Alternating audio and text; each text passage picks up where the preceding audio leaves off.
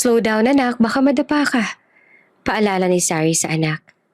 Ngunit sa isang iglap, bago pa man siya muli makapagsalita, tumakbo ang bata ng diretso sa kabilang side ng runway. Elian! Sigaw ni Sari ngunit huli na. Nabangga ng bata ang isang piloto na noon ay naglalakad habang may hawak na flight plan folder. Natumba ang bata. Napahinto naman ang piloto at agad na yumuko para tulungan ang batang lalaki. Oh, I'm sorry. Are you okay, little one? Dahan-dahan na ilalalayan ng piloto ang bata na tumayo. Ngunit nang mapatingin ito sa mukha ng bata, biglang tumigil ang lahat. Parang may malamig na dumaloy sa kanyang ugat. Dahan-dahan niyang tinanggal ang kanyang salamin. Halos hindi makahinga. No way. Bulong niya sa sarili. Imposible. Kamukhang kamukha ng pilotong babaeng lalaking nabangga.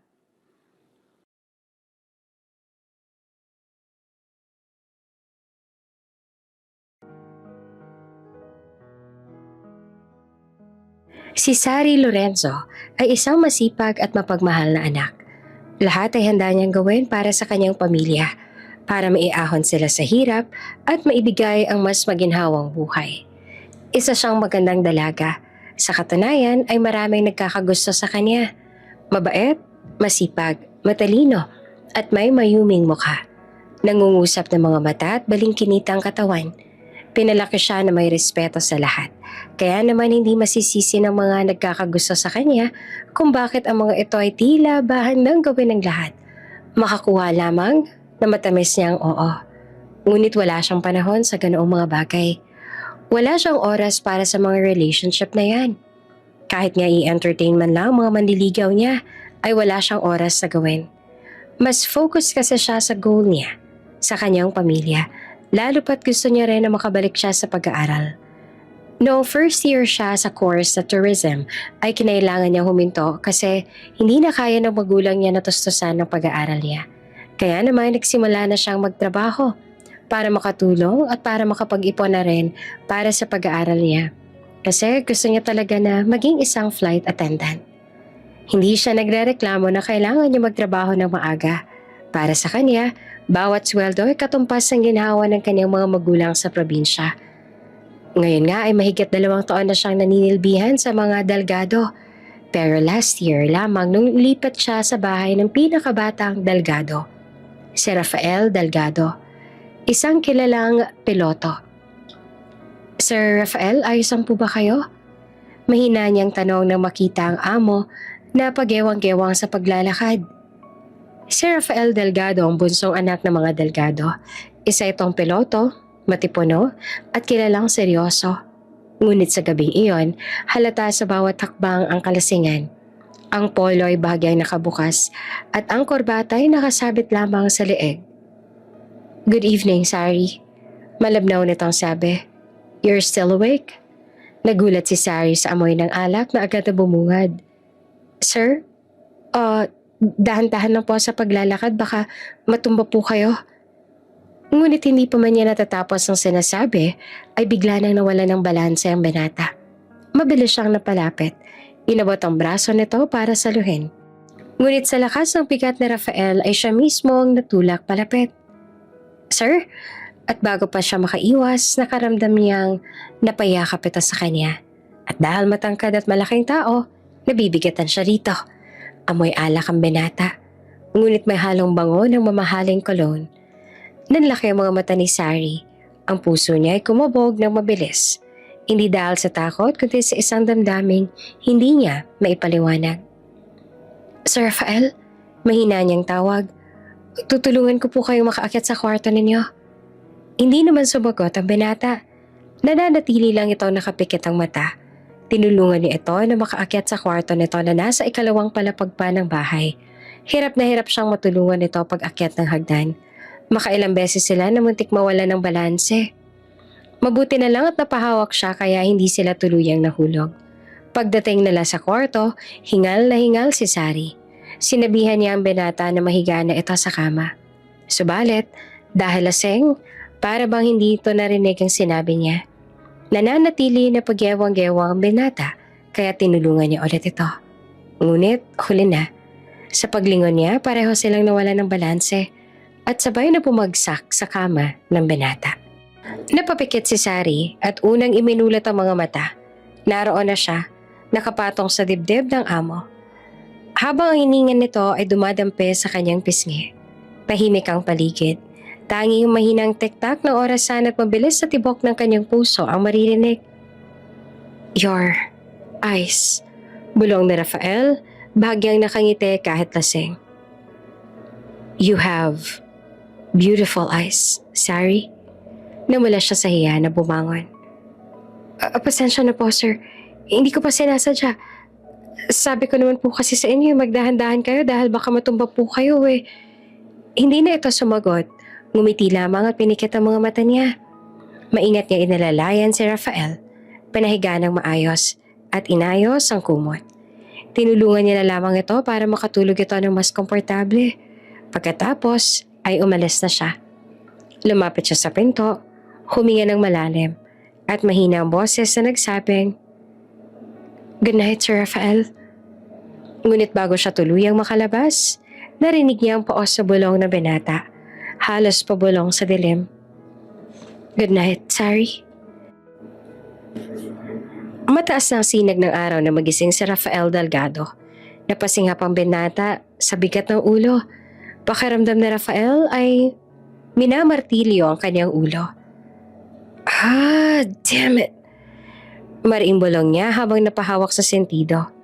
Hindi niya agad maalala kung paano siyang nakarating sa kama. Ang huling natatandaan niya ay ang bar. Na hindi niya na rin natandaan kung ilang bote ng alak ang naubos nila ng kaibigan niyang si Marco. Napailing siya. No way! Habang pilit niyang inaalala ang nangyari, may kumatok sa pinto at sunod niyang marinig ang isang mahinhing boses. Sir Rafael, gising na po kayo? Nang marinig niya iyon, tila ba biglang bumalik sa isip niya ang eksena kagabi. Napakapit siya sa unan at napahinga ng malalim. Sari, sir, pwedeng pumasok? Tanong ulit ng dalaga.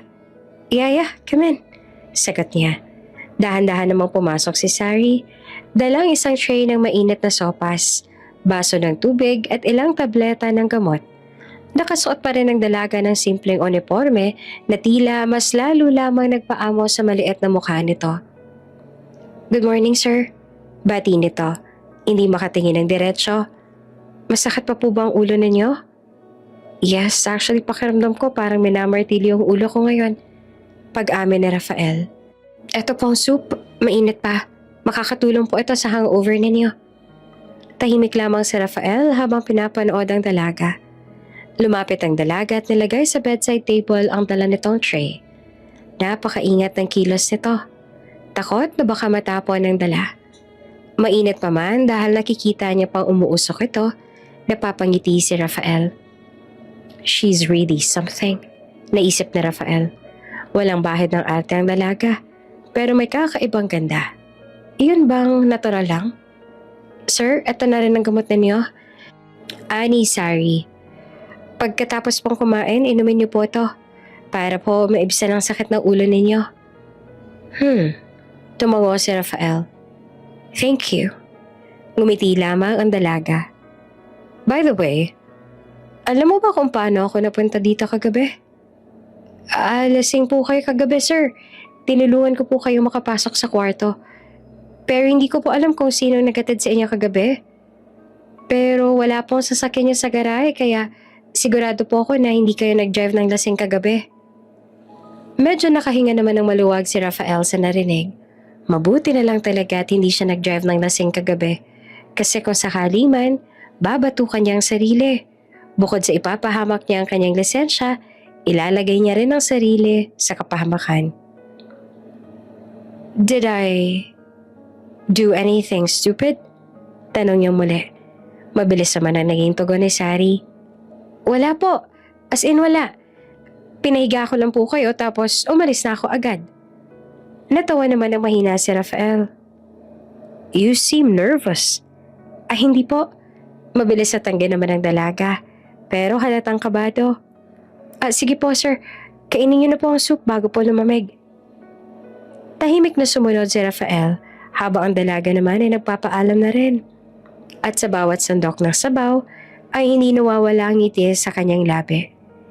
Ngayon lang siya nakaramdam ng ganitong katahimikan sa buhay. Hindi nakakaasiwa, kundi nakakagaan. Sumagi rin sa isip niya ang isang bagay. My mother was right. It's a good thing I agreed when she insisted on getting a housemaid. Dapat ay sa pangunahing mansyon nagtatrabaho si Sari sa tahanan ng kanyang mga magulang. Pero mahigit 1 taon na ang nakalipas nang pakiusapan siya ng kanyang ina na ilipat ito rito sa bahay niya mismo upang may mag-aasikaso sa kanya kapag nasa mahabang flight o kapag pagod sa trabaho. At ngayon nga ay naisip niya na napakalaking bagay na nandito ito. Maaga pa lang ay gising na si Sari. Tahimik niyang inayos sa mga gamit ni Rafael. Uniform ng peloto, neatly pressed, sapatos na makintab, at ang maliit na bag na laging dala ng binata sa bawat lipad. Habang inaayos niya ang kwadradong luggage, napahinto siya sandali. Madalas siya nakikita si Rafael na palabas-masok sa mansyon. Suot ang uniform, bitbit ang confidence na tila likas sa binata. Pero ngayon, habang inaayos niya ang gamit nito, napagtanto niyang tao rin pala ito. May kalat, may pagod, may bahid ng pagiging ordinaryo sa gitna ng marangyang buhay. Ang nasa isip kasi noon ni Sari, perfect ang binata. Wala kasi siyang makitang imperfections dito noon. Kumbaga, ang buhay nito ang pinapangarap ng lahat. Good morning. Nagulat siya sa boses mula sa pinto. Si Sir Rafael halatang bagong gising. Suot pa ang simpleng white shirt. Good morning po. Sagot niya naman agad. What are you doing? Inaayos ko lang po yung gamit niya para sa flight. You don't have to do that all the time. I can handle it. Anito. Umiling naman si Sari. Hindi po, trabaho ko po ito. Tsaka ito rin po ang bilin sa akin ng Ma'am Olivia para raw po hindi na kayo mahirapan. Napatango si Rafael at naisip nito kung gaano ka-dedicated ang dalaga sa trabaho nito. Bihira na sa panahon ngayon ng ganitong kasipagan. Si Rafael kasi ang tipo ng boss na wala namang pakialam kung ginagawa ng kasambahay ng maayos ang trabaho nito, kaya kung ibang tao lang si Sari, siguro ay inaabuso na nito ang kabaitan ng boss at ang pagiging walang pakialam nito sa mga bagay-bagay. But Sari is just different. Habang abala si Sari sa pag-aayos, hindi niya napansin na tumutulong na rin si Rafael. Kunin ko to. Sabi ni Rafael at tinabot ang maliit na pouch ng dokumento, pero sabay nilang inabot yon. Kaya nagkadikit ang makamay nila. Pareho silang natigilan. Sorry po sir. Mabilis sasabi ni Sari. It's okay. Mahinang sagot naman ni Rafael, bahagyang nakangiti. Makalipas ang ilang sandali, ay natapos na rin ni Sari sa pag-aayos sa mga gamit at si Rafael na rin ay nakapaghanda na rin para umalis at magtungo sa hotel para sa flight nito bukas. Nagtaka si Sari nang lumapit sa kanyang binata at inabot ang hawak na necktie niya. Can you tie this for me? Medyo nanginginig pa ang kamay ni Sari habang tinatali ang necktie. Amoy niya ang kulo ng binata. Halong sandalwood at mint at bawat paglapit nila ay parang pinipigilan niyang huminga ng malalim. Tahimik lang si Rafael, nakatingin sa kanya. Hindi naman ito napigilang mapansin kung gaanong kaseryoso ang mukha ng dalaga sa ginagawa. Para bang isang simpleng necktie ay isang misyon na dapat magtagumpay. Nang mapagtanto na Rafael na tumagal na ang titig nito sa dalaga, ibinaling na nito ang tingin sa iba at inayos na lamang ang suot na wristwatch. Perfect. Bulong ni Rafael nang matapos ito. Thank you, Sari. Pagkatapos ng ilang sandali, lumabas sa ulit si Rafael, bitbit ang bag, handa na sa biyahe. Babalik ako sa 3 araw. Sabi nito, take care of yourself, okay? Tawagan mo ako si mommy kapag nagka-problema dito sa bahay. Ngumiti naman si Sari. Opo, kayo rin po, sir. Pinagmasdan ni Sari ang papalayong sasakyan ni Rafael. Naiwan siya mag-isa sa mansyon dahil dadalawa lamang sila dito. Nag-iisang staff lang kasi si Sari sa bahay ni Rafael dahil lagi rin nasa trabaho ang binata. Madalas siyang mag-isa sa bahay, kaya nakasanayan na iyon ni Sari. Sa katunayan, nitong nagdaang buwan lamang naging madalas ang binata sa bahay Umuuwi ito afternoon duty at minsan ay sa bahay na rin nagde-day off. Nung bago pa lamang kasi siya dito ay halos once a month lang umuwi ang binata kaya daig pang siyang may-ari ng bahay. Samantalang paglapag naman ng eroplano sa Dubai, diretso agad sa pilot lounge si Rafael. Habang abalang ibang crew sa pag-aayos ng mga gamit, lumapit ang co-pilot at kaibigan niyang si Marco, sabay tapik sa balikat niya. Hey Raf! May pilyong ngiti sa labi na to. Let's go grab a drink tonight. There's this girl. Beautiful. Classy. Been asking about you for months now. Umiling si Rafael habang inaabot ang flight report. No man, I'll pass. I'm heading straight to the hotel. I'm exhausted. Natapos ang kilay ni Marco. Come on, you? Turning down a woman? Napahalakak ito. That's new. You're Rafael Delgado, the man who never says no to a pretty face. Ngumiti naman si Rafael, marahang tumawa. I've changed. Napakunot si Marco sabay na kunwaring nagulat. Whoa! Did I just hear that right? You've changed? Tumawa ito. No way, man. You're hiding something. I can smell it. What are you talking about? Tanong ni Rafael. I knew it. Sigaw ni Marco sabay turo sa kanya. You're seeing someone. You've been acting weird lately. Always in a good mood. Always smiling for no reason. You even stopped flirting with the flight attendants. Who is she? Umiling si Rafael. You've been watching me too closely, Marco. Maybe you're the one who's into me. Huh, funny. Sagot ng co-pilot sabay sika sa kanya. Come on, man. You can tell me. Is she one of the crew? Ground staff? Or maybe someone waiting for you back home? Tahimik si Rafael sandali. Ang totoo, sumagi sa isip niya ang imahe ni Sari. Nakayoko habang nag-aayos ng mga gamit. Laging maasikaso. Alam naman ni Rafael na syempre trabaho yon ng dalaga at hindi siya pwedeng mag-assume o mag-isip ng kung ano pero ewan niya rin ba. Hindi mawala ang ganon sa isip niya. Hindi na malaya ni Rafael na napangiti na pala siya. Oh my God! Ani Marco, agad napansin ang ngiting iyon. That smile! I knew it! You're into someone! Napailing si Rafael pero hindi rin tinanggi. You're thinking too much. Too much? Nah. Sabat ng isa pang crew na babae habang nag-aayos na ng bag. Actually, we've noticed it too. You've been different lately, Captain. Softer? Happier? Yeah. Sabat naman ng isa pa. Medyo nakasimangot. So, who's the lucky girl? Tahimik lamang si Rafael. Marahang ibinalik ang flight log sa mesa. Hindi siya nagsalita. Ngumiti lang. At iyan lang sagot na kailangan nila. See? Sabi ni Marco sabay tawa. That's the smile of a man in love. Natawa na rin si Rafael.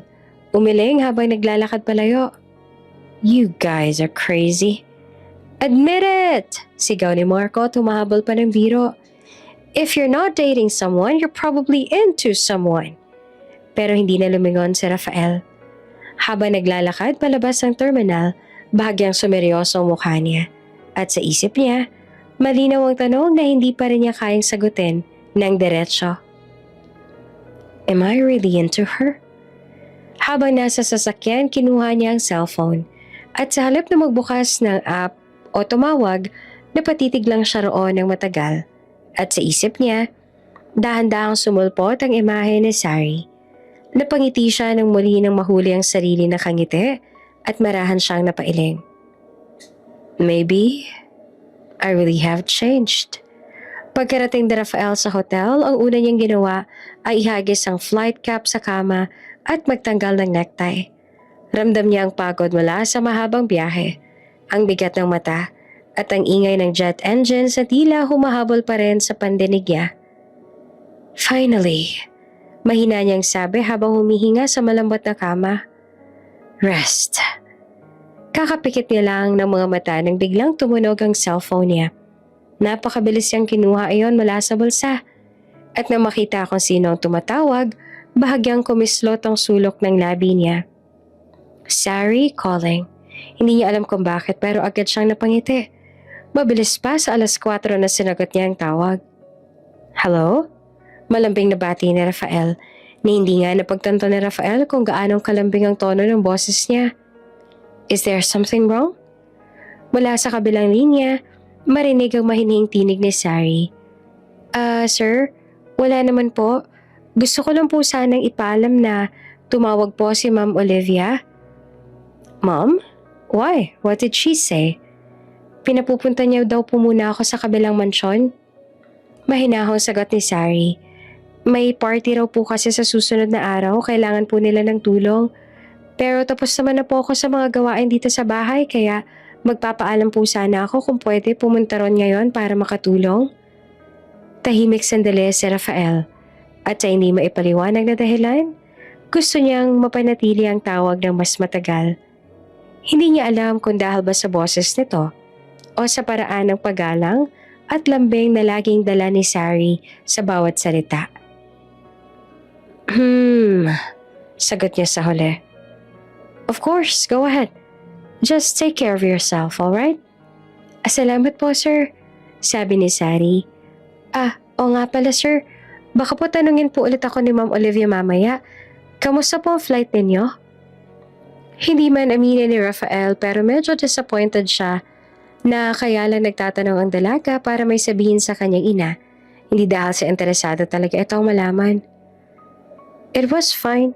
Sagot ni Rafael na ngayon ay nakasandal na sa headboard ng kama. We just landed a few hours ago and I'm in a hotel now. I was just about to rest. Mabuti naman po kung ganon, sabi ni Sari. At kahit hindi niya nakikita, ramdam na Rafael na nakangiti ito. Sige po sir, hindi ko na po kayo iistorbohin. Bye po. Bye, sagot ni Rafael. Pero hindi pa rin binababa ang tawag at parang may gusto pa siyang sabihin pero hindi niya alam kung ano. Pagkababa ng linya, ilang sandali pa siya nakatitig sa cellphone. Napangiti siya ng mag-isa. She called just to ask permission. She didn't have to, but she did. Napailing siya, pero may kakaibang gaan sa dibdib. Crazy. Mahina niyang sabi. Why am I smiling like this? Humiga siyang muli pero sa halip na makatulog agad, si Sari pa rin ang laman ng isip niya. Ang boses nito, ang paraan ng pag-aalala at ang simpleng bye na mas nakakapagpagaan sa loob niya kesa sa alinmang tulog o pahinga. Habang dahan-dahang pinapatay ng antok ang kanyang pag-iisip, may ngiti pa rin nakapinta sa labi ni Rafael Delgado.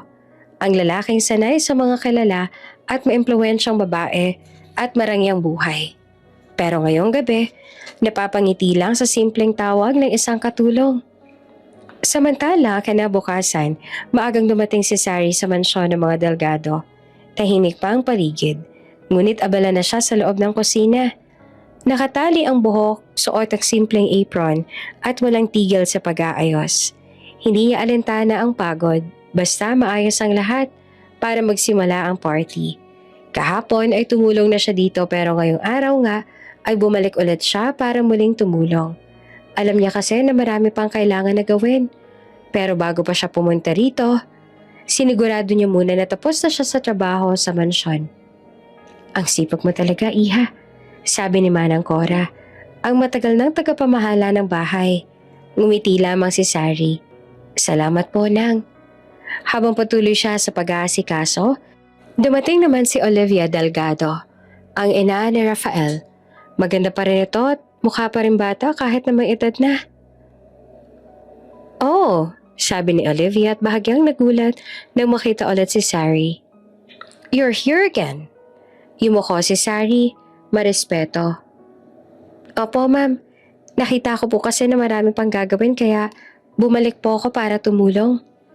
Tumango naman si Olivia habang pinagmamasa ng kilas ng dalaga. I like her. Bulong ni Olivia kay Manang Cora makalipas ang ilang sandali. Tahimik pero may disiplina.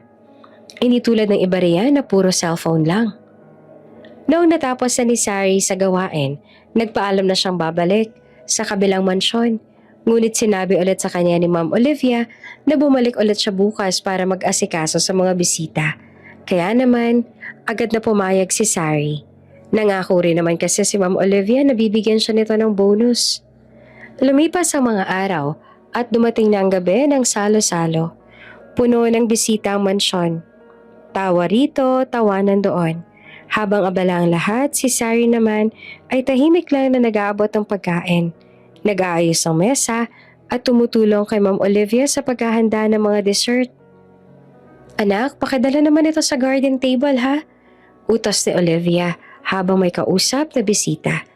Ngumiti si Sari at agad itong sinunod. Ang bait ng kasambahay ninyo, Olivia, sabi ng isang bisita. Ang bihira na ngayon ng ganyang asal ha? Ngumiti naman si Olivia. Oo nga, napakabuting bata niyan. Maayos ang asal. Alam mo, nalaman ko kay Manang na matagal na raw siyang tumutulong sa pamilya niya. Kaya siguro ganyan, marunong at sanay sa hirap. At sa mismong sandaling iyon dumating si Rafael. Bagong dating iyon mula sa biyahe. Medyo pagod pa, pero halata ang sigla sa mga mata. Nang makapasok ito sa loob ng mansyon, unang nakita nito si Sari. Nakangiti, magalang na nag-aabot ng juice sa mga bisita. Suot ang simpleng dress na ibinigay ni Olivia para sa okasyon. Napahinto si Rafael sandali. Hindi nito maipaliwanag pero para bang bumagal ang paligid. She's glowing. Iyon ang naisip ni Rafael ng mga sandaling iyon. Sari? Tawag ni Rafael na makalapit. Lumingon ang dalaga. Bahagyang nagulat pero agad namang ngumiti. Sir, andito na po pala kayo? Kakauwi niyo lang po? Yeah, sagot niya. You're helping here again. Opo, pinapunta po ako ni Ma'am Olivia para tumulong sa party. Ngumiti naman si Rafael. I see. Nung isang araw ka pa tumutulong dito. Are you tired? Hindi naman po, sir. Hindi mo lang napansin ng dalawa ang mga mata ng ibang bisita na nakamasid sa kanila. Napansin ni Olivia kung paano nag-iba ang tingin ng anak sa dalaga. Hindi lang ngiti ng pasasalamat, kundi naroon ang paghanga. At habang patuloy ang kasiyahan, nandun naman si Rafael. Tahimik lang na pinagmamasan si Sari mula sa di kalayuan. Kung paano nitong pinapatawa si Manang Cora, kung paano pinagsisilbihan si Olivia, at kung paanong lahat ng nasa paligid ay tila gumagaan pag nandoon ito.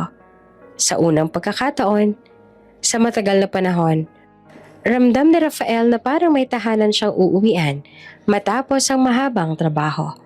Hindi lang isang malaking mansyon, kundi isang presensya na nagbibigay ng kapayapaan. Tahimik ang buong mansyon. Tapos ng party, nakauwi na mga bisita.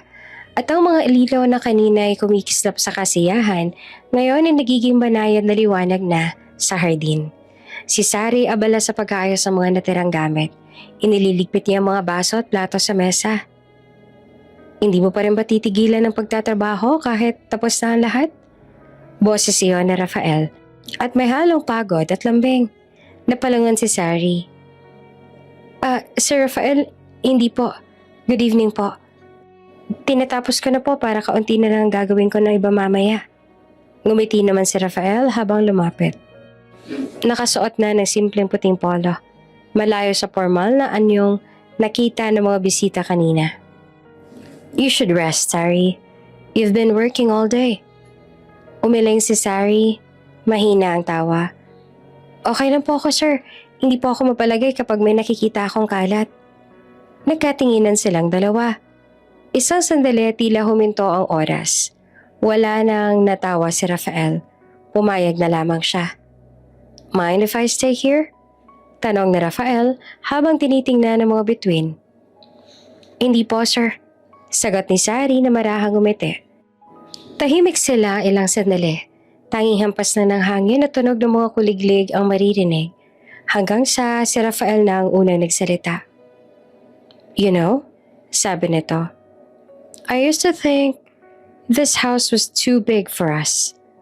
Mula nang umalis sa mga kapatid ko at nagkaroon ng sarili nilang pamilya, Halos kami na lang lagi ng magulang ko dito. But they're always busy with work and business. Parang kahit ang daming tao na nagtatrabaho dito, lagi ako mag-isa. Nung nagkaroon ako ng trabaho, nagpa siya akong lumipat sa mas maliit na tahanan. So I wouldn't feel that way. Pinili ko rin noon na tumira mag-isa sa bahay ko. Hindi ako nag-hire ng maids ng kung ano. Ayoko masanay na may kasama. Napalingon si Sari na may halong pagtataka at pag-aalala na rin sa mga mata. Bakit po? Because everything feels temporary, sagot nito. People come and go. Even happiness. Ayoko nang maramdaman ng maiwan katulad ng kung paano ako iniwan ng mga kapatid ko nung nagkaroon na sila ng sarili nilang pamilya. Sanay na sanay ako na lagi silang nariyan sa tabi ko. Then suddenly, one by one they moved out. Tumingin si Sari sa kanya at saglit na natahimik bago sumagot. Pero minsan, sir, kahit panandalian lang, yung mga tao na nakakasama mo, sila yung dahilan kung bakit mo nakikita ulit yung halaga ng mga simpleng bagay. Ngumiti si Rafael. You really think that way? Tumango si Sari. Hindi naman po permanente ang lahat ng bagay. Ang mahalaga, may naging karanasan po tayo kasama sila. Iyon naman po ang mahalaga, hindi po ba? Ang experience at memories. Umalis man po sila, at least may masaya tayong memories kasama sila. At ang bagay na yon, yun ang hindi mawawala. There it was, the quiet strength in her voice. That softness that calms him in ways he never thought possible. He found himself staring at the curve of her smile, the sincerity in her eyes, the peace in her presence. At sa unang pagkakataon, hindi niya naisip ang trabaho, ang pagod, o kahit sino pa man. Tanging si Sari lamang ang laman ng isip niya. You know what, Sari? Marahan niyang sabi. I'm glad you're here. Napatingin si Sari sa kanya, bahagyang nagulat. Sir? Ngumiti si Rafael, bahagyang umiwas ang tingin. Oh, nothing. Just, I'm glad. At sa gabing iyon, sa ilalim ng tahimik na langit ng mansyon ng mga Delgado, nagsimula ang isang damdaming hindi pa nila kayang pangalanan. Isang damdaming unti-unting sumusulpot sa pagitan ng dalawang mundo na kailanman ay hindi dapat nagtagpo. Ngunit ngayon, tila hindi na sila kayang paghiwalayin ng tadhana. Sa sumunod na araw, maagang dumating si Olivia Delgado sa mansyon ni Rafael. Suot nito ang paboritong beige na dress at perlas na hikaw na simbolo ng dignidad nito bilang matriarch ng pamilya Delgado. Habang papasok ito sa malawak na sala, agad nitong naamoy ang mabangong aroma ng bagong lutong almusal. Nakangiting sumalubong si Sari. Maayos ang suot na simpleng blouse at apron. Magandang umaga po, Ma'am Olivia. Magalang niyang bate. Pasensya na po, hindi ko po alam na bibisita kayo, pero gusto niyo po bang mag-almusal? Ngumiti si Olivia ng bagya. Hindi na, iha. Napadaan lang ako. Gusto ko lang sanang makita ang anak ko. Naroon pa po siya sa veranda, ma'am. Nagkakape po. Salamat, Sari. Sagot ni Olivia. Pero nananatiling nakatingin sa dalaga ng ilang segundo. Tila binabasa ang bawat galaw nito. Tahimik nitong pinagmasa ng paraan ng pagsasalita ni Sari, ang mahinhing kilos at ang banayad na tono ng boses. Ilang sandali pa, lumabas na rin si Rafael. Suot pa ang puting t-shirt at pajama. Bahagya itong napangiti nang makita si Sari pero nagulat din nang makita ang ina. Good morning, Mom. Bati niya. I didn't know you were coming. Napansin agad ni Olivia ang kakaibang kislap sa mga mata ng anak habang nakatingin sa dalaga. Iba ang lambing, iba ang tono. Hindi iyon ang tipikal na tingin ni Rafael sa isang katulong. Matapos ang ilang saglit, lumapit si Olivia. Anak? Malumanay nitang sabi. Can we talk after breakfast? Tumango si Rafael. Sure, Mom. Habang kumakain, tahimik na nagligpit si Sari sa kusina. Ngunit paminsan-minsan, nagkakatinginan sila na Rafael. Mga ngiting pilit nilang tinatago. Mga saglit na tila walang ibang tao sa paligid. At doon, lalo pang napagtanto ni Olivia ang kanyang hinala. May kakaiba nga. Pagkatapos ng almusal, naglakad silang mag-ina papunta sa veranda. Ang simoy ng umaga ay malamig. Rafael, panimula ni Olivia sa anak. You seem different this past few days. Ngumiti si Rafael, casual. Different? I think I'm just more relaxed now. Relaxed or inspired? Sagot ng ina at bahagyang nakataas ang kilay. Natigilan si Rafael. What do you mean by that, Mom? Huminga ng malalim si Olivia. Don't take this the wrong way, iho. Pero napansin ko ang paraan ng pagtitig mo kay Sari. The way you smile when she's around, I know that look, Rafael. Bahagya naman natawa si Rafael. Pilit na tinatago ang pag-aalangan. Mom, she's just a good person. She takes care of the house and she's been helping me a lot. Helping? Ulit pa ni Olivia. Malamig ngunit kalmado ang boses. I know she's kind. She's very respectful. Mabait na babae. Pero anak, you know how this world works. Hindi madali kapag naghalo ang dalawang mundong magkaiba. Tumingin si Rafael sa malayo. Seryoso. Mom, I'm not saying anything's happening. Pero, if it ever does, would that be so wrong? Natigilan si Olivia. Ang tono ng anak ay may lalim at may emosyon.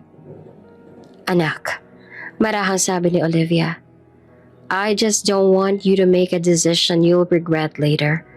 Hindi lahat ng mabubuting puso ay handang tanggapin ang lipunang ginagalawan natin. Ngunit si Rafael ay ngumiti lamang, isang ngiting puno ng katiyakan. I know, Mom, but sometimes it's not society that decides who's right for you. Tahimik si Olivia, wala nang nasabi pa. At sa likod nila, narinig ni Sari ang ilang bahagi ng pag-uusap. Sapat para magpabilis ang tibok ng puso niya at magdulot ng bigat sa dibdib. Hindi niya alam kung ano ang mas masakit. Ang malaman na baka totoo ang nararamdaman ni Rafael o ang katotohanang baka hindi yun kailanman matanggap ng mundo nila. Kinabukasan, mas tahimik si Sari kesa dati. Maaga pa rin siyang nagising at agad na nagtungo sa kusina para magluto ng almusal. Nung bumaba ang binata, suot ang puting polo at dark slacks, agad nitong napansin na nakakaibang lamig sa kilos ng dalaga. Good morning, bati ni Rafael. Casual ngunit may halatang pag-aalala. Good morning po, sir. Sagot naman ni Sari na hindi tumingin, abala sa paghahain. Nagtaka si Rafael. Oo nga, tahimik na naman sila madalas. Nabihira lang sila mag-usap pero dama ni Rafael na may iba ngayon. Parang may pader na itinayo si Sari. Pader na hindi niya alam kung paanong babasagin. Habang kumakain, tinanong niya ito. Are you okay, Sari? You've been quiet. Okay lang po ako, sir. Tipid nito ang sagot. Medyo marami lang pong ginagawa. Ganun ba? Ngumiti si Rafael, ngunit halata ang lungkot sa likod ng tinig. Pilit lamang ngumiti si Sari at tinuon ang sarili sa gawain. Ngunit sa isip ni Sari ay may ibang dumadaloy. Naaalala niya na naman ang usapan na mag-ina kahapon. Ang takot sa tono ni Ma'am Olivia at ang posibilidad na mali ang anumang damdamin na unti-unti niyang nararamdaman para sa amo. Hindi niya kailanman hinangad na maging dahilan ng gulo o kahihiyan. Isa lang siyang katulong. Si Rafael, isang dalgado. Magkaibang mundo. Matapos ang almusal, nagpaalam si Rafael para pumasok. Ngunit bago ito tuluyang lumabas ng pinto, lumingon siya. Sari? Tawag nito at nang magtama ang kanilang mga mata, saglit ito natahimik bago nagsalita. If something's bothering you, you can tell me. Don't shut me out. Wala po talaga, sir. Mahina niyang sagot. Ayoko lang pong makaabala. Ngumiti naman si Rafael, ngunit may lungkot sa mga mata. You never are an inconvenience to me. At bago ito tuluyang umalis, idinugtong niya. I'll see you in a few days, okay? Lumipas ang maghapon at sinubukan ni Sari na manatiling abala. Nilinis niya ang veranda, naglaba, nagluto, kahit halos hindi na siya tumigil. Ngunit kahit anong iwas niya, sa bawat sulok ng bahay, naroon ang ala-ala ng tinig ni Rafael. Nangiti nito, nang mga sandaling nakatingin ito sa kanya na para bang siya lang ang nakikita. Hanggang sa dumating na ang araw ng pag-uwi ni Rafael mula sa mahabang flight. Nasa garden si Sari, nagdidilig ng mga halaman. Nang maramdaman niyang may lumapit sa kanya, si Rafael. Hindi mo malang ako pinansin nang dumating ako kanina. Sabay nito. Nasanay na kasi si Rafael na sinasalubong ng dalaga pagka-uwi para kunin ang gamit niya. Pero kanina, hindi malang lumapit si Sari. Napayo ko si Sari. Pasensya na po sir. Marami lang po akong ginagawa. Lumapit si Rafael ang dahan-dahan. Sari, look at me. Unti-unti siyang tumingin. At doon nakita niya ang mga matang hindi nag-aalinlangan. Alam na ni Rafael kung ano ang nangyayari. Habang nasa trabaho siya ay ito ang iniisip niya. Nagbago lang naman ang lahat nung bumisita sa bahay ang kanyang ina. At alam ni Rafael na ang posibleng dahilan ay narinig nito ang pag-uusap nila ng kanyang ina. I don't know what you heard, sabi ni Rafael. Pero gusto ko malinaw sa iyo ito. I am not playing around. Hindi ako nagpapatawa. I like you. Nabigla naman si Sari. Sir, huwag po. Mahina niyang sabi. Pilit na umiwas ang tingin. Hindi po tama ito. Hindi po tayo pareho ng mundo. Alam niyo naman po kung sino ako. Pero lumapit palalo si Rafael. Sari, marahan niyang sabi. It's not about who you are. It's about what make you feel. You make me want to be better. That's not something I can just ignore. Napulunok si Sari. Please sir, huwag niyo po sabihin yan. Mas maganda pong manatili tayo sa kung ano meron tayo ngayon. Ayoko masira ang lahat. Tahimik si Rafael ng ilang segundo, pero hindi niya inalis ang titig sa dalaga. I'm not here to ruin anything. Mahinahon itong tugon. I just want you to know the truth. Because I can't pretend anymore. At bago siya tuluyang lumayo, idinugtong niya na halos pabulong. You don't have to feel the same, but please, don't push me away just because you think you're not enough. Because you are. Pagkaalis sa Rafael, naiwan si Sari sa gitna ng hardin. Hawak pa ang hose. Ngunit tila wala na sa sarili. At sa katahimikan ng gabi, habang lumalakas ang tibok ng kanyang puso, hindi niya alam kung alin pa ang mas nakakatakot. Ang pagmamahal o ang katotohanang baka maramdaman niya rin ito pabalik. Muling bumisita si Ma'am Olivia sa bahay na Rafael. Wala pa man ang anak nito ay ramdam na ni Sari ang tensyon sa paligid. Tahimik niyang sinalubong ang ginang habang nanginginig ang mga kamay sa kaba. Magandang umaga po, Ma'am Olivia. Mahina niyang bate. Sabay bahagyang yumuko. Ngumiti naman ang ginang ngunit hindi yon ngiting sanay niya nang nakikita noon. May lamig sa mga mata nito. May taglay na tanong sa likod ng mga ngiti. Good morning, Sari. Sagot naman ni Olivia. Let's have a little talk, shall we? Alam na agad ni Sari kung saan hahantong ang usapan. Tahimik siyang sumunod sa ginang papunta sa veranda. Ang bawat yapak niya ay parang may bigat. Parang bawat hakbang ay papalapit sa delikadong pinto na ayaw niyang buksan. Pagkaupo nila, si Olivia ang unang nagsalita. Diretso, walang paligoy-ligoy. I noticed something this past few days. Aniya na nakatitig kay Sari. You and Rafael seem closer than before. Napalunok si Sari at agad na yumuko. Kasi po ma'am, lagi po siyang nandito. Bilang ako po ang katulong niya. I know. Putol ni Olivia. Mahinahon pero matalim. But there are things that don't look like just work, Sari. Huminga ito ng malalim tsaka marahang nagpatuloy. I saw the way my son looks at you, and I'm not blind. Lalong bumilis ang tibok ng puso ni Sari. Hindi niya alam kung paano sasagot.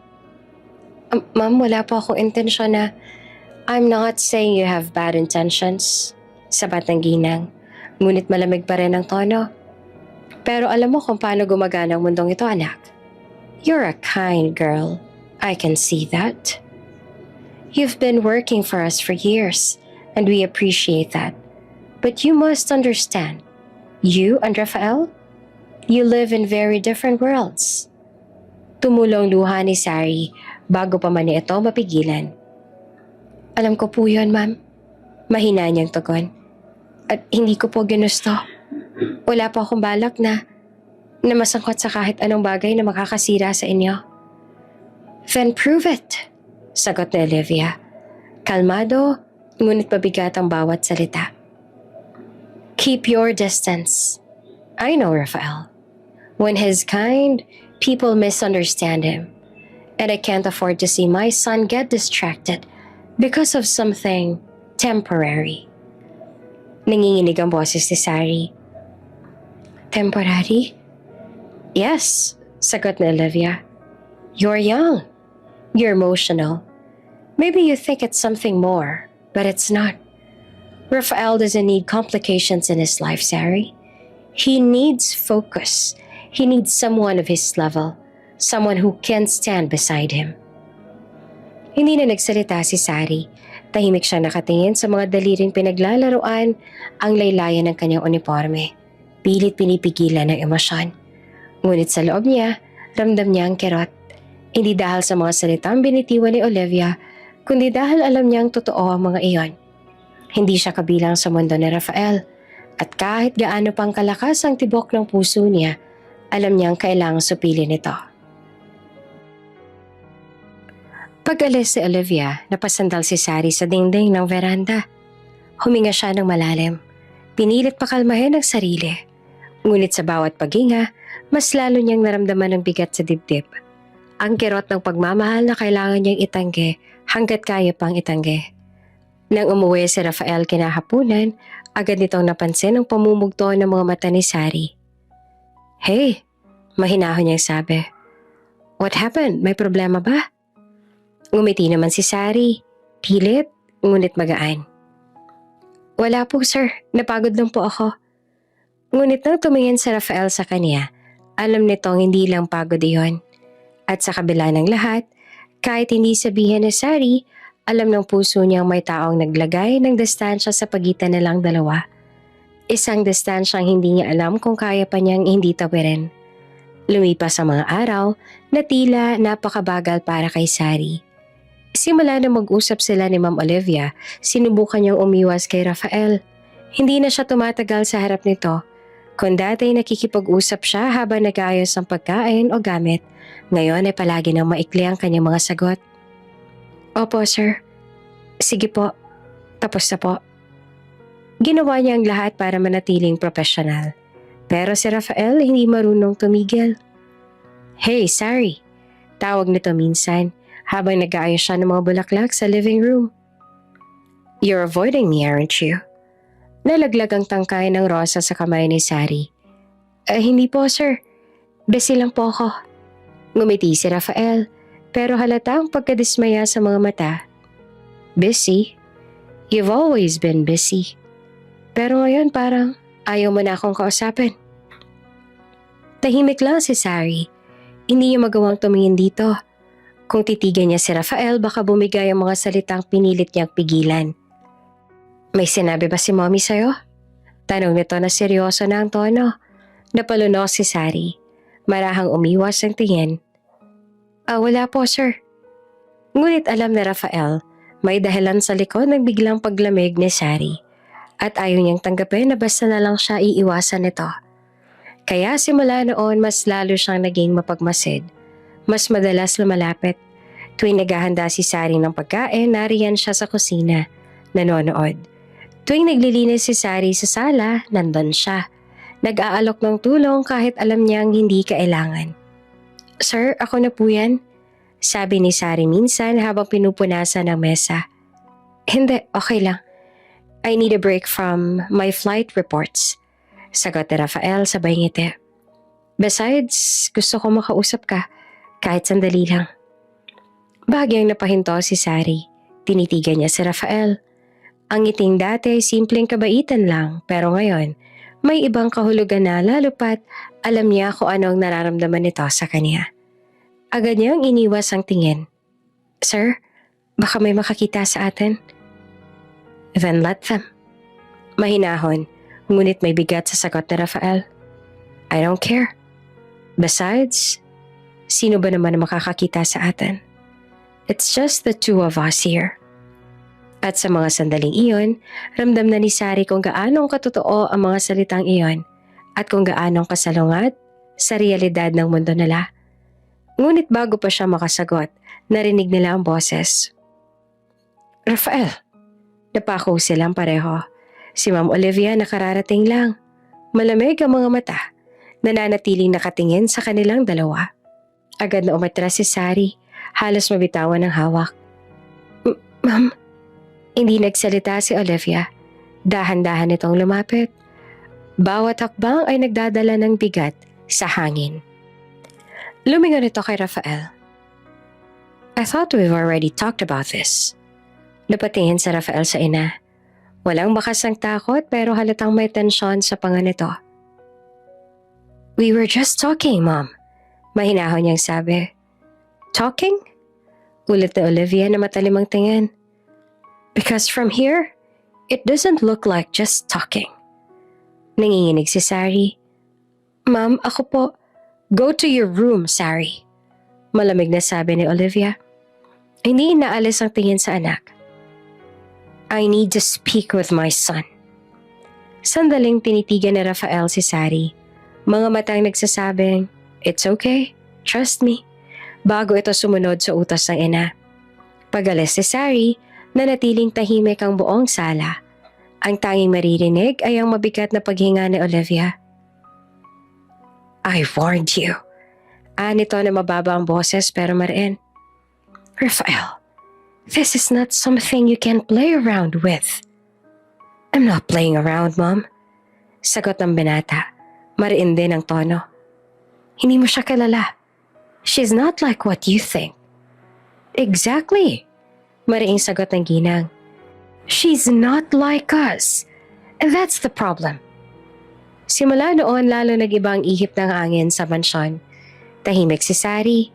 Hindi na siya ganun kakomportable tuwing magkasama silang dalawa. Kung dati natural lang ang pag-uusap nila, ngayon ay palagi nang may pagitan.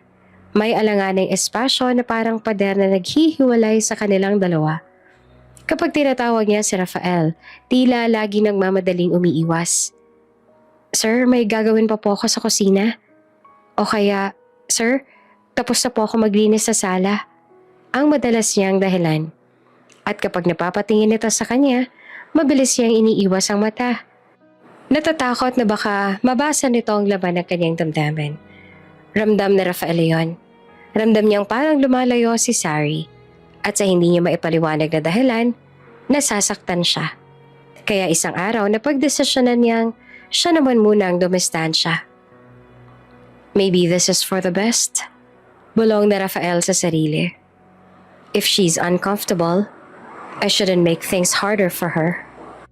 Pagkalipas ng ilang araw matapos ang mahabang flight mula Singapore, magkasamang kumain sina Rafael at ang kanyang co-pilot na si Marco sa airport lounge. Tahimik si Rafael habang abala naman si Marco sa pagkain ng sandwich. Napansin ng kaibigan ang lungkot sa mukha ng binata. Man, you look like someone just crashed your plane. Biro pa ni Marco sabay tawa. Hindi naman sumagot si Rafael. Umiling lang ito at uminom ng kape. Seriously? Patuloy pa ni Marco. You've been quiet for days. You used to joke around with the crew. Now you're just blank. What's going on? Walang sagot. Ngumisi si Marco. Kunwari nagbibiro. Don't tell me broken-hearted ka? Napatingin si Rafael pero walang reaksyon sa mukha. Oh damn, sabi ni Marco na natawa. Tama nga ako. Gusto mo ba kitang ireto sa babae? Flight attendant friend ko, maganda, mabait. Single para mabilis lang na makamove on. Umiling si Rafael. No, I'm good. Come on, Raf. Hindi pwedeng puro trabaho lang. Mas lalo ka mahihirapan na makamove on yan. Kailangan mo rin ang ibaling ang atensyon mo sa iba. Sagot ni Marco. Ngunit napansin ni Marco na seryoso talaga si Rafael. Kaya bumuntong hinanga siya at nagbago ng tono. Alright, joke aside, sabi ni Marco.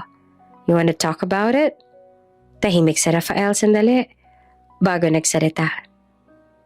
It's complicated. Complicated usually means you're falling for someone you shouldn't, sabi ni Marco sabay ngiti.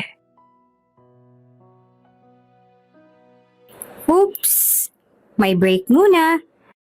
Gusto mo bang ma-shoutout dito sa channel ni Ate Jane? Mag-comment lang ng lesson you learned from the latest story uploaded. Dahil pipili kami ng isang best comment of the day para i-shoutout sa susunod na upload. Kaya huwag kalimutang mag-iwan ng lesson you learned after you watch this video. Maraming salamat! Shoutout nga pala kina Esther Lucas, Marilyn De Palubos from Dumangas, Iloilo, at Nida Pelas from Quezon Province. Sa ating mga taga-subaybay, paki-comment naman po sa baba kung taga saan kayo para alam ko kung hanggang saan umaabot ang mga kwento ni Ate Jane at para ma-shoutout ko kayo sa mga susunod pa nating mga kwento. Maraming salamat sa pakikinig.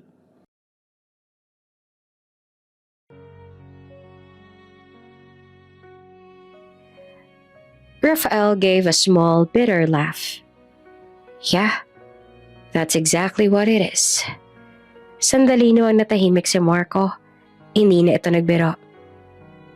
You know, Raf, Ania, sometimes when a relationship feels too heavy from the start, when it's already full of obstacles before it even begins, maybe it's not meant to be. Tumayan si Rafael sa kaibigan. You think I should just let it go? It's really not about giving up. Sagot ni Marco, seryoso na. It's about protecting yourself and her. If you think you'll just hurt each other in the end, it's better to stop before it even starts. The world's not kind to love. That's complicated. Tahimik si Rafael. Ang mga salitang iyon ay dumiretso sa puso niya. Ngunit sa ilalim ng lahat ng kaniyang pag-aalinlangan, may isang katotohanang hindi niya kayang itanggi.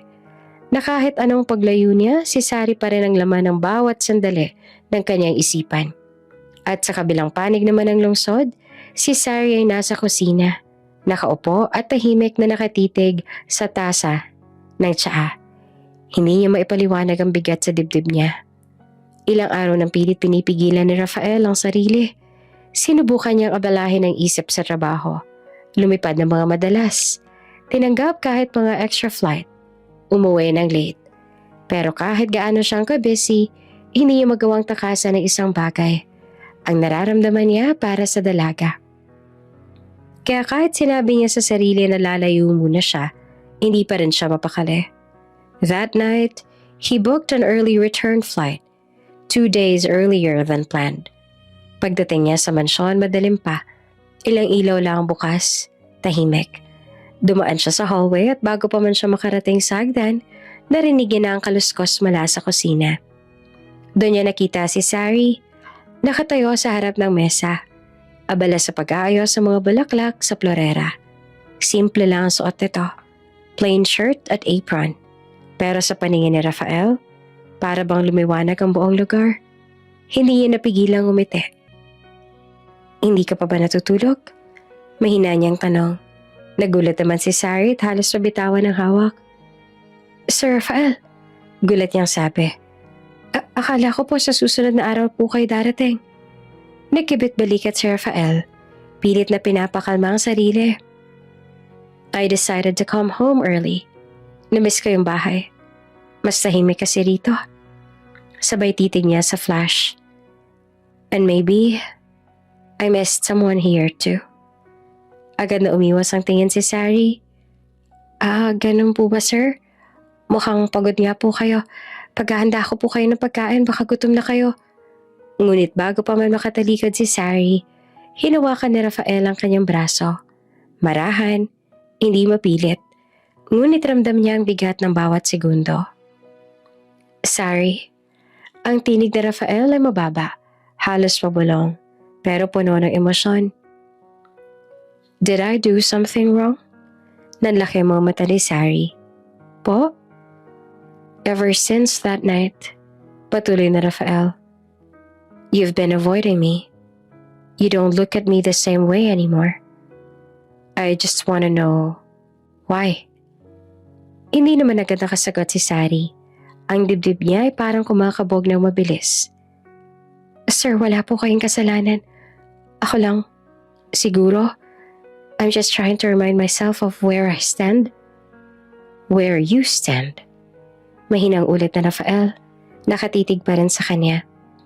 Opo, dito. Sabay turo ni Sari sa sarili. Katulong po ako dito sa bahay ninyo. At ikaw po ang amo ko. Hindi ko dapat naputo lang salita niya. Hindi niya magawa na ituloy. Tahimik si Rafael. Lumapit ito ng bahagya. Halos marinig na ni Sari ang tibok ng puso nito.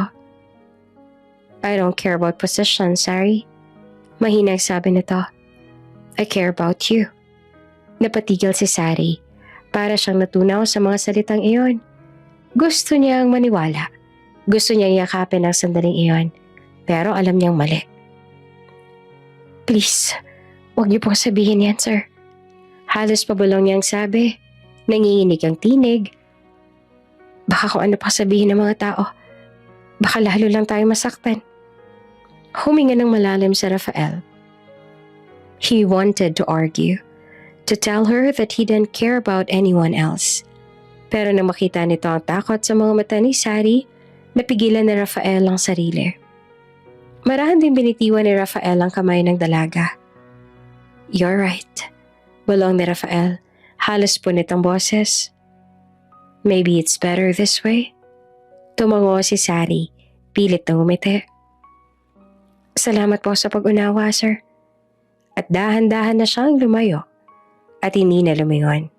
Si Rafael naman ay naiwan sa gitna ng kusina. Tahimik. Pinagmamasa ng bawat hakbang na palayo sa kanya. At sa sandaling iyon, alam niyang pareho silang talunan. Sapagkat minsan, kahit pareho kayo nagmamahal, mas malakas pa rin ang takot kaysa sa puso at nararamdaman. Malalim na ang gabi ngunit gising pa rin si Rafael. Nakatingin lamang siya sa kisame. Pinipilit kumbinsihin ang sarili na kaya niyang makalimot. Pero sa bawat sulok ng bahay, naroroon pa rin ang alaala ni Sari. Sa halakak nito sa kusina, sa mga paang marahang naglalakad sa pasilyo, sa tinig nitong laging puno ng pag-aalala. How can you forget someone who's always around? Kaya nang tawagan siya ng kaibigan niyang si Marco, hindi na siya nagdalawang isip. Let's go out, man. Sabi nito sa kabilang linya. You sound like you need a drink. At doon nga siya natagpuan ni Marco sa isang bar na tahimik na umiinom sa tabi. Pilit tinatago ang bigat sa dibdib. Still thinking about her? Tanong ni Marco habang pinupuno ang baso ni Rafael. Walang sagot si Rafael. Tumingin lang siya sa inumin at marahang umiti. Maybe I'm just not used to feeling this way. Napabuntong hininga si Marco. You're not the first, Raf. You're just in love. And it hurts because you can't have her. Naging tahimik si Rafael. I can't even be mad. Bulong niya. She's right. We're from two different worlds. Then you move on. Sagot ni Marco. It's hard at first but trust me, you'll get there. You always do. Sabay tawa. Pilit na nagpapagaan ang loob ng kaibigan. Pero kahit ganon, alam ni Rafael na hindi ganoong kadali. Ininom niya ang alak na parang iyon lang ang paraan para manahimik ang puso niya. Hanggang sa tuluyan na siyang nalaseng. Pag uwi niya sa mansyon, halos hindi na siya makalakad na maayos. Pinahatid lang siya ni Marco sa taxi driver kasi pareho na rin silang laseng. Nadata niya si Sari sa may pinto. Gulat at agad na lumapit. Sir Rafael? Diyos ko po, lasing na lasing kayo. Mabilis sasabi ni Sari habang inaalalayan nito papasok. Hindi naman ito sumagot. Tanging malamlam na ngiti lamang ang ibinigay sa kanya. Why are you always here? Taking care of me. Bulong ni Rafael habang nakahawak sa braso ni Sari. Dahil trabaho ko po yun, sir. Sagot niya na mahina. Now please, umupo muna kayo. Ngunit bago pa niya maituloy, marahan na siyang hinila ni Rafael. Natumba siya at bago pa siya makabangon, naramdaman niya ang mga matang nakatitig sa kanya. Malambing, mapanganib, puno ng mga salitang hindi nasabi. Don't call me sir right now. Bulong nito, halos pakiusap. Just, Rafael. Napakapit si Sari sa dibdib nito. Ramdam mo mabilis sa tibok ng puso. Alam niyang mali. Alam niyang dapat siyang tumayo at lumayo. Ngunit sa gabing iyon, pareho silang napagod kakasubok na umiwas at limutin ang alinman sa nadarama nila. Pareho silang sugatan. Parehong nangungulila. At sa ilalim ng katahimikan ng gabi, hindi nila napigilan ang sarili. Ang mga pusong pilit nagtatago ay tuluyang bumigay. At sa unang pagkakataon, ang distansyang matagal na lang pinipigilan ay tuluyang nabura. Ang liwanag ng umaga ay marahang sumilip sa mga kortina ng silid. Tahimik ang paligid. Warang huminto ang oras. At sa pagitan ng katahimikan, unti-unting dumilat si Sari. Saglit siyang hindi gumalaw. Ang unang naramdaman niya ay init ng bisig na nakayakap sa kanya. Napakabilis ang tibok ng puso niya nang mapagtanto kung nasan siya. Nasa tabi niya si Rafael. Mahimbing pa itong natutulog. Magulo ang buhok. Pero para kay Sari, ang bawat segundo ng pagising ay tila hampas ng katotohanan. Agad siyang bumangon. Marahang tinakpan ng sarili ng kumot at pilit na pinapakalma ang nanginginig niyang mga kamay. Diyos ko, anong nagawa ko? Nagtungo siya sa gilid ng kama. Kinuha ang damit na suot kagabi at marahang isinuot iyon. Ramdam niya ang bigat sa dibdib. Hindi lang hiya, kundi takot. Takot sa mga mata ng iba, sa posibleng mangyari.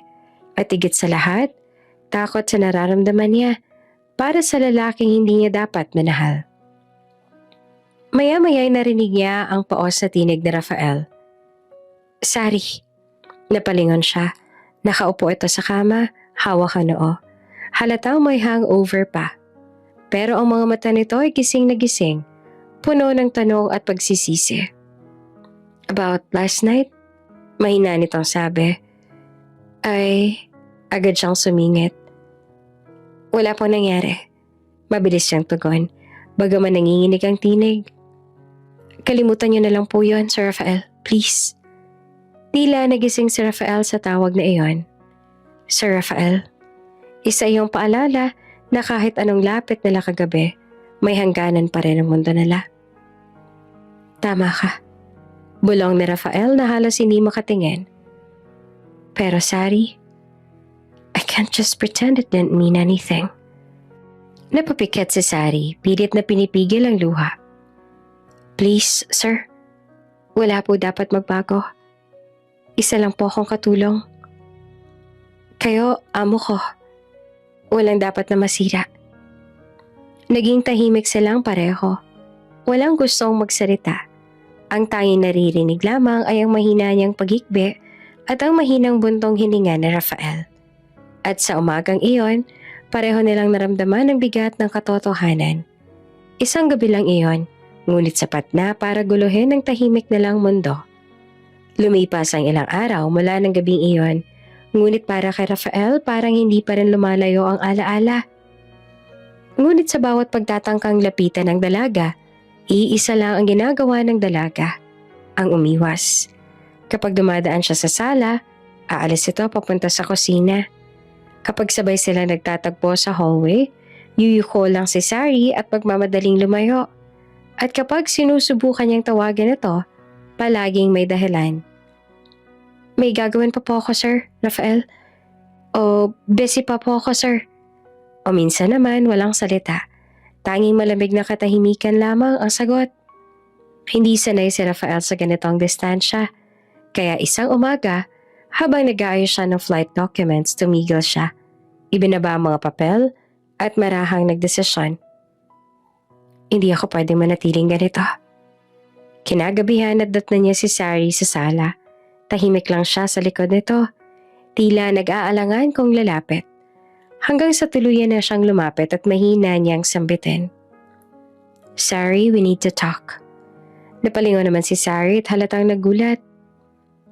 Wala naman po tayong dapat pag-usapan, Sir Rafael. Meron. Mariin niyang sagot. Hindi ako mapalagay sa ganito. Hindi ko kaya magpanggap na parang walang nangyari. Tumikim si Sari, halatang pinipigil ang emosyon. Pero kailangan po natin magpanggap, sir. Dahil kung hindi, may masasaktan. At hindi po ako pwedeng maging dahilanan. Bago pa man makasagot si Rafael, isang tinig ang sumingit mula sa likuran. Sorry. Pareho silang napalingon. Si Olivia. Kanina pa ito nasa bahay. Kasama ni Sari, ngunit hindi alam ni Rafael na dumating palang ina. Nakatayo ito sa may pintuan ng hardin. Malamig ang titig, pero may bigat sa boses. Can I talk to you for a moment? Tanong nito kay Sari. Nagkatinginan muna silang dalawa ni Rafael bago ito tumango. Tahimik siyang sumunod kay Olivia papunta sa veranda. Pagkapasok nila, ilang sandali ang lumipas bago muling nagsalita si Olivia. Matagal na kitang pinagmamasdan, Sari. Panimulaan nito. Alam kong mabait ka, masipag, at hindi mo sinasadya na mapalapit sa anak ko. Napatungo si Sari. Pasensya na po, ma'am, wala po ako. Ngunit pinutol siya ni Olivia. Hindi mo kailangang magpaliwanag. Pero gusto kong malaman mo kung bakit pinipigilan ko kayong dalawa. Sandaling tumigil ito bago dumiretso sa mata ni Sari.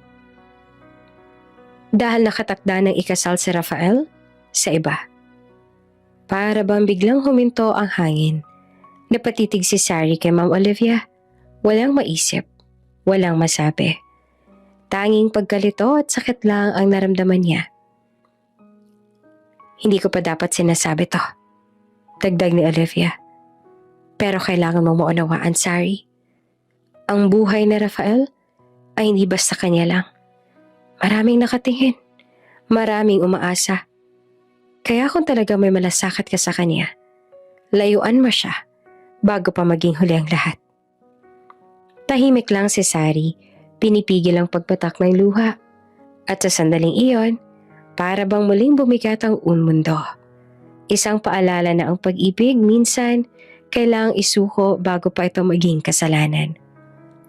Mula ng gabi nakausap ni Sari si Olivia, lalo lang nag-iba ang lahat.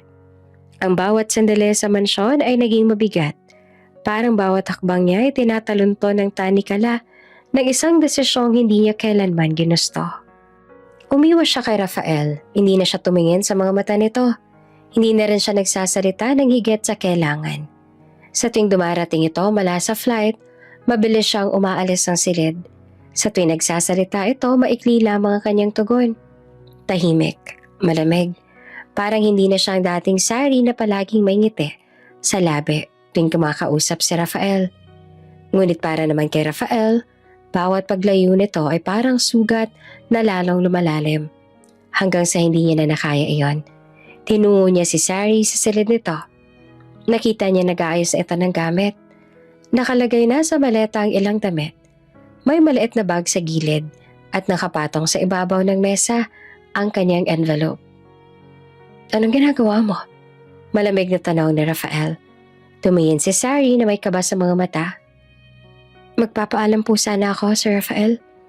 Napakunot ang noon nito. Paalam? Bakit? Huminga ng malalim si Sari bago nagsalita. Kailangan ko na po kasing umalis. Uuwi na po ako sa amin, sa probinsya.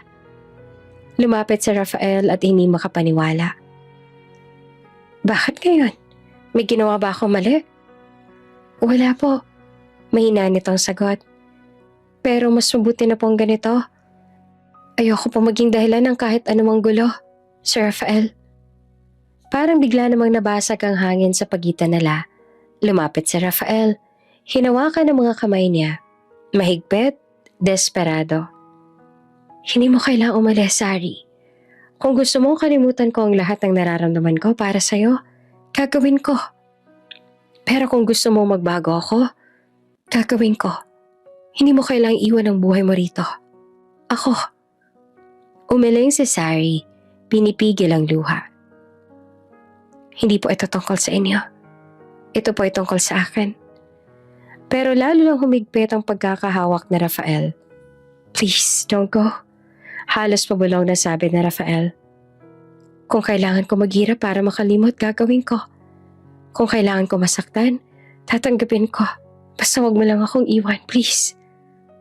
At doon, buong tapang na tinignan ni Sari ang mga mata nito. Hindi po ito dahil sa nararamdaman niyo, Sir Rafael. Aalis ako dahil ikakasal na po ako. Biglang natigilan si Rafael. Nanlaki ang mga mata. Hindi siya makapaniwala. What? Halos pabulong nitong sabi. You're getting married? Tahimik na tumango si Sari. Sa matagal ko na po ang kasintahan, uuwi na ako sa amin para maghanda. Mas lalo itong napahinto. You have a boyfriend? Ngumiti naman si Sari. Pilit, mahina, halatang masakit. Meron po, matagal na. Parang binagsakan naman ng langit si Rafael. Mahina rin itong natawa. Pero hindi sa tuwa, kundi sa sakit. Pero, I took your virginity. Mahina niyang sambit na puno ng pigate. That means, you cheated on him. Natahimik si Sari bago marahang nagsalita. Pinipigilan ng pag-iyak. Naiintindihan niya po. Naipailuwanag ko na sa kanya ang lahat. Napatawad niya na ako. At tuloy pa rin po ang kasal namin ngayong taon. Hindi na nagsalita si Rafael. Tanging paghinga lang ang naririnig. At nasa wakas ay tumingin siyang muli kay Sari. Isang malungkot na ngiti ang gumuhit sa kanyang labi. I hope, sabi nito na halos hindi marinig. You'll be happy with your boyfriend. Wishing you the best. At pagkatapos noon, tuluyan itong tumalikod. Bitbit ang bigat ng mga salitang hindi na kailanman mababawi. Habang si Sari naman ay napahawak sa dibdib, pinipigilan ng hikbi dahil alam niyang sa bawat kasinungalingan ay may puso siyang kailangang basagin. Kasama na ang kanya. Maagang maaga ng araw na iyon nang tuluyan ng umalis si Sari mula sa mansyon. Hawak niya ang lumang maleta na ilang taon na rin kasama sa bawat paglipat ng tahanan. At sa bawat hakbang niya palabas ng gate, ramdam niya ang bigat sa dibdib na pilit niyang itinatago. Alam na Rafael na umalis na si Sari. Hindi siya nagpakita dito para ihatid ito dahil alam ni Rafael sa sarili niya na pipigilan niya ito. Bagaman gusto ni Rafael na manatili ang dalaga sa mansyon, alam niya rin na wala siyang magagawa. Lalo pat gusto na ni Sari na mag-settle down. Magpapakasal na ito sa kasintahan ito. At sino ba naman siya para pigilan niyon lalo pat mukhang sa taong yon magiging masaya si Sari. Ganon pa man, tinungo pa rin ni Rafael ang dating silid ni Sari. Napansin niya ang sulat na iniwan ng dalaga. Kinuha at binasa niya iyon. Maraming salamat po sa kabutihang pinakita niya sa akin. Hindi ko po makakalimutan lahat ng natutunan ko habang nasa mansyon ako. Pasensya na po kung iiwan ko kayo nang hindi man lang ako nakapagpaalam ng maayos. Kailangan ko lang po talagang umalis. Ingat po kayo palagi. Sari. Walang emosyon ang mukha ni Rafael habang binabasa ang liham. Pero unti-unting humihigpit ang pagkakahawak niya sa papel. Hanggang sa tuluyan ang nalukot ito. Mula noon, unti-unti na rin nagbago si Rafael Delgado. Muli siyang bumalik sa pagiging tahimik, istrikto, at malayong tao. Hey man, sabi ni Marco minsan habang naghihintay sila sa boarding gate. You okay? You've been spacing out lately. Ngumiti naman si Rafael pero walang saya. Oh yeah, just tired I guess. Ngunit alam ni Marco at ng lahat na hindi iyon totoo. Kahit pag-aano siyang kasanay sa turbulence ng langit, hindi siya kailanman nasanay sa unos ng puso. Sa bawat flight tuwing tinitingnan niya ang kalangitan, si Sari pa rin ang naaalala niya. Ang ngiti nito habang naghahanda ng almusal, ang simpleng pag-aalala tuwing siya'y pagod, at ang malamlam na mga mata nito nang huli silang nag-usap. Minsan, nahuli niya ang sarili na tinatawagan ng dating numero ni Sari. Ngunit laging out of coverage area. Minsan naman, hinahanap niya ito sa mga mensaheng hindi niya kailanman ipinadala. At sa tuwing nauuwi siya sa mansyon, pakiramdam niya ay may kulang. Isang boses, isang presensya, isang katahimikan na dati ay nagbibigay buhay sa kanyang pagod na mundo. Isang gabi, habang nakatingin siya sa kalangitan mula sa balkonahe, marahang napabuntong hininga si Rafael. "Are you happy now, Sari?" Bulong niya sa hangin. At sa katahimikan ng gabi, tanging malamig na simoy ng hangin lamang ang tumugon. Tila pinapaalala sa kanya na minsan may mga taong dumarating hindi para manatili kundi para turuan ko ng leksyon. Sa kabilang banda, sa probinsya, katulad ni Rafael ay nahihirapan din si Sari. Pakiramdam niya sa bawat pag-ikot ng hangin sa paligid ni Sari, sobrang may kasabay na alaala na pilit niyong nililibing sa nakaraan. Lumipas ang ilang buwan mula nang iwan niya ang mansyon ng mga Delgado. Sa paglipas ng panahon, natuto siyang bumangon. Kahit paulit-ulit pa rin bumabalik sa isip niya ang mga ngiti, boses, at mga titig ni Rafael. Pinilit niyang ayusin ang buhay niya. Pinilit niyang maging abala sa bahay, sa pagtulong sa mga magulang, at sa pag-aayos sa mga papeles para ipagpatuloy ang matagal niya ng pangarap, ang makapagtapos ng pag-aaral. Tourism, isang kurso na dati pa niyang gusto. Ngunit kailangang isang tabi dahil sa kahirapan. Ngayon, salamat sa mga ipon niya mula sa ilang taong paglilingkod sa mga Delgado. Nagkaroon siya ng pagkakataon para muling subukan, para magsimula. Ngunit hindi niya akalaing sa gitna ng panibagong simula ay may bagong hamon na haharapin siya. Isang lihim na babago sa lahat. Isang hapon, habang naglalaba bigla siyang nakaramdam ng pagkahilo. Sinundan iyon ng kakaibang pagod at bigat sa katawan. Noong unay inakala niyang pagod lang. Ngunit nang hindi na mawala ang hilo sa mga sumunod na araw, dinala siya ng kanyang ina sa health center. Pagbalik ni Sari mula sa konsultasyon, tahimik lang siya. Hawak niya ang puting papel mula sa midwife. Nanginginig ang mga kamay habang binabasa ang mga salita. Positive. Nanlaki ang mga mata ng kanyang ina nang marinig iyon. Sari, buntis ka? Mahina nitong tanong, puno ng gulat at kaba. Tahimik lang siya. Pilit na hinahabaan ang hininga bago tumango. Opo, ma. At doon na pumatak ang mga luha niya. Hindi siya sinigawan ng kanyang mga magulang. Walang malulutong na salita. Walang pagsisisi. Ang ina niya ay agad siyang niyakap. Mahigpit na para bang sinasabing, kahit anong mangyari, anak pa rin kita. Anak, hindi ka nag-iisa. Marahang sabi ng kanyang ama, tutulungan ka namin. Kaya natin to. At doon tuluyan ang bumigay si Sari. Sa unang pagkakataon, hinayaan niyang umagos ang lahat ng bigat na tinataglay ng kanyang dibdib. Ang takot, ang hiya, ang pangungulila, lahat ng damdamin na itinago niya mula nang iwanan siya ni Rafael.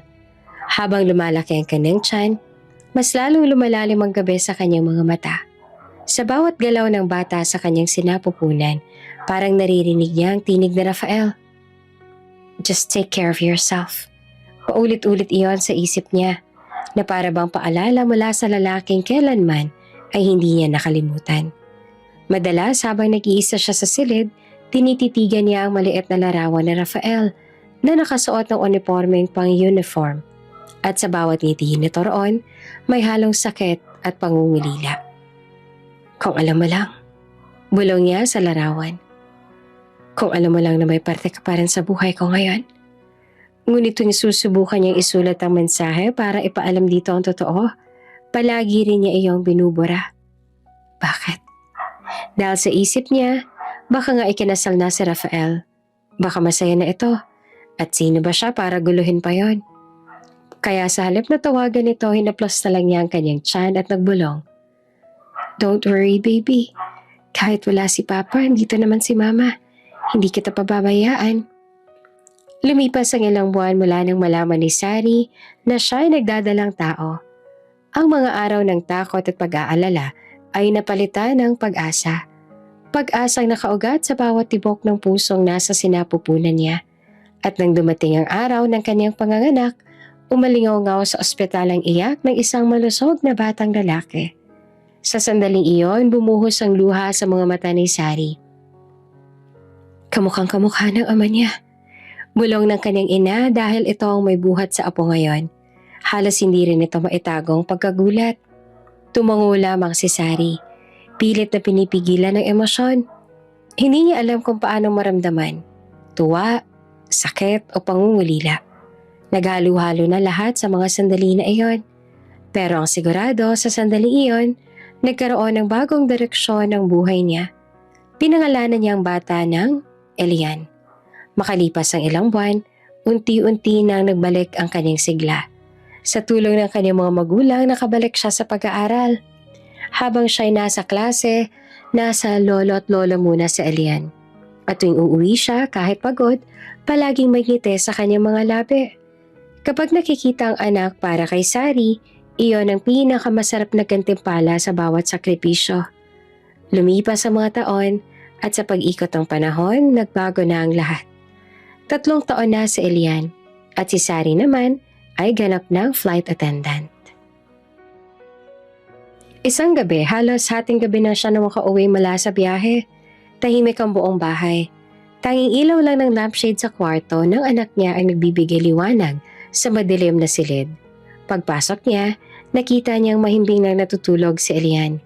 Nilapitan niya ito.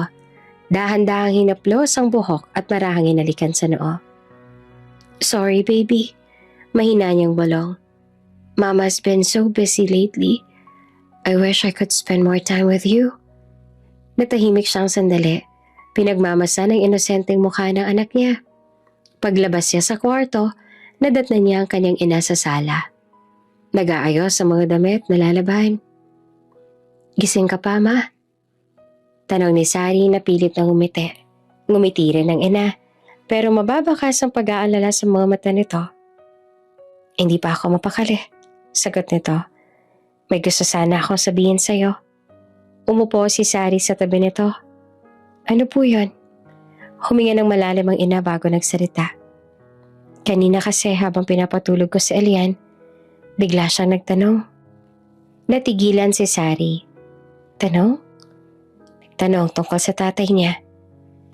Mahina pero malinaw ang boses ng ina. Tinanong niya kung nasan daw ang papa niya. Kung bakit daw wala siyang tatay tulad ng mga kaklase niya sa daycare. Napayuko naman si Sari. Marahang gumuhit ang lungkot sa mukha niya. Anong sinabi niyo, ma? Sinabi namin na nasa malayong lugar daw na nagtatrabaho abroad. Tahimik ang sumunod ng mga sandali.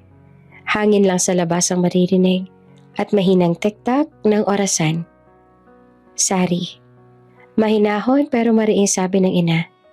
Kailan mo pabalak sabihin sa anak mo ang totoo? Hindi mo naman pwedeng itago to habang buhay. Napapikit si Sari sabay hinga ng malalim. I know, ma. Mahina niyang sabi. Alam kong darating din ang araw na kailangan malaman niya. Pero hindi pa sa ngayon. He's too young. Hindi pa niya maiintindihan. Nilingon siya ng ina. May halong habag at pag-aalala. Pero habang tumatagal, anak, mas mahirap ipaliwanag ang katotohanan kapag lumaki na siya sa kasinungalingan. Tumango si Sari. Ngunit sa loob niya, naglalaban ng takot. Hindi niya kayang isipin kung paano ipapaliwanag sa anak na ang ama nito ay isang lalaking mahal pa rin niya.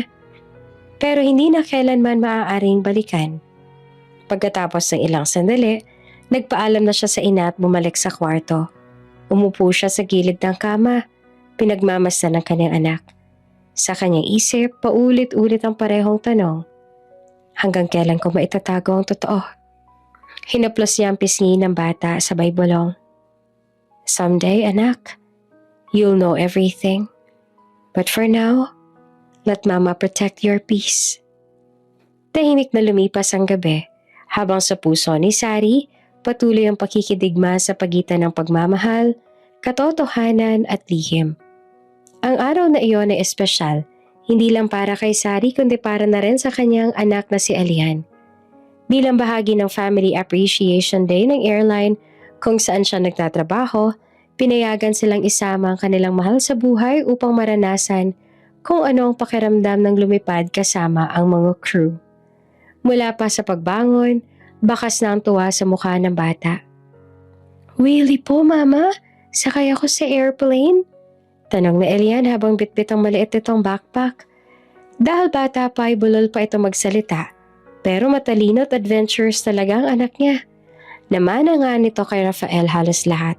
Gusto rin kasi na maging piloto ng anak niya. Ngumiti naman si Sari. "Oo naman, baby. First flight mo to. You'll see the skies up close, anak." Habang nag-aayos si Sari ng uniform, hindi naman maiwasang mapatitig siya sa anak.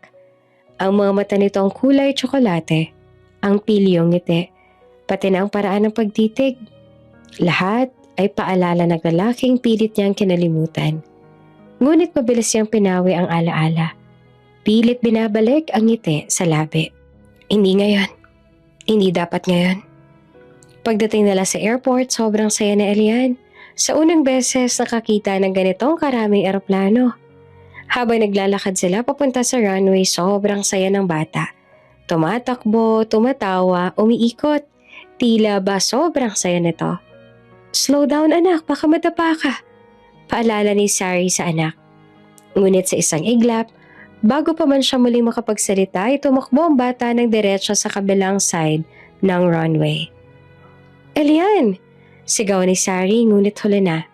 Nabangga ng bata ang isang piloto na noon ay naglalakad habang may hawak na flight plan folder. Natumba ang bata. Napahinto naman ang piloto at agad na yumuko para tulungan ang batang lalaki. "Oh, I'm sorry. Are you okay, little one?" Dahan-dahan na inalayan ng piloto ang bata tumayo.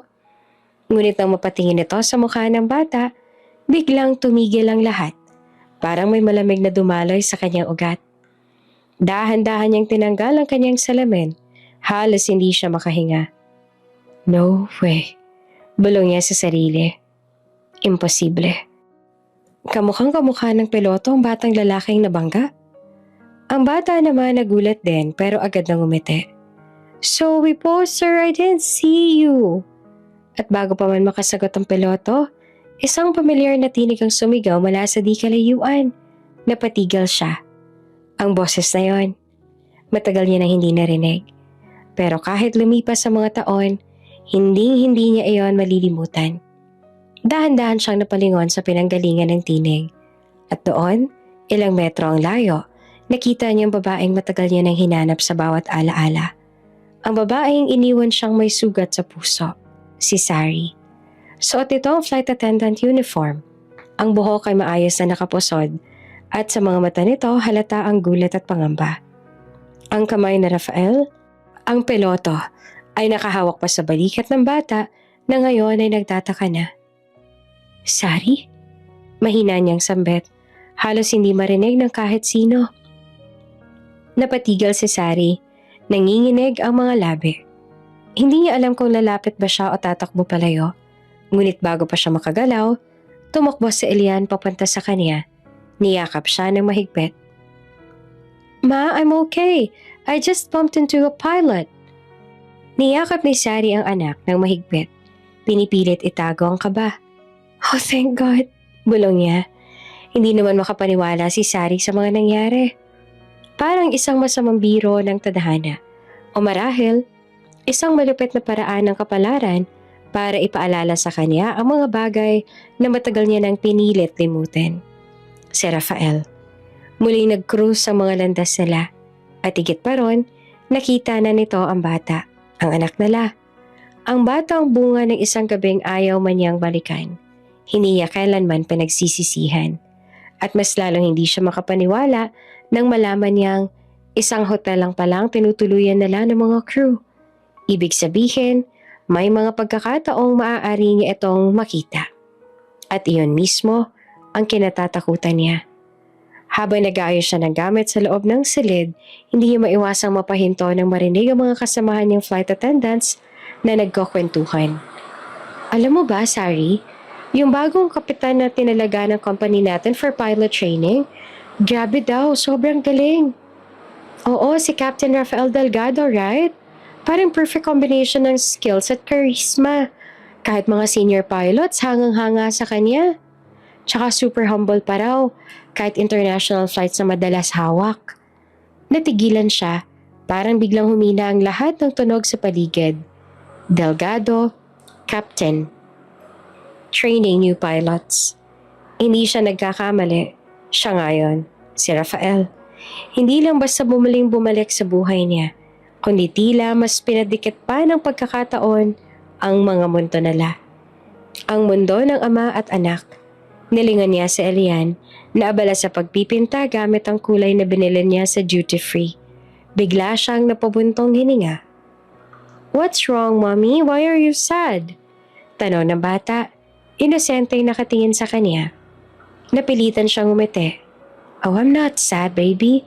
Mommy's just tired. Long day." "Are you sure?" "Yeah." Pilit niyang sagot. Sabay haplos sa buhok nito. "Now, let's get ready, okay? We'll go eat after I fix your shirt." Sa lobby ng hotel habang nag-aantay sila ng elevator, narinig ni Sari ang tawa ng ibang crew.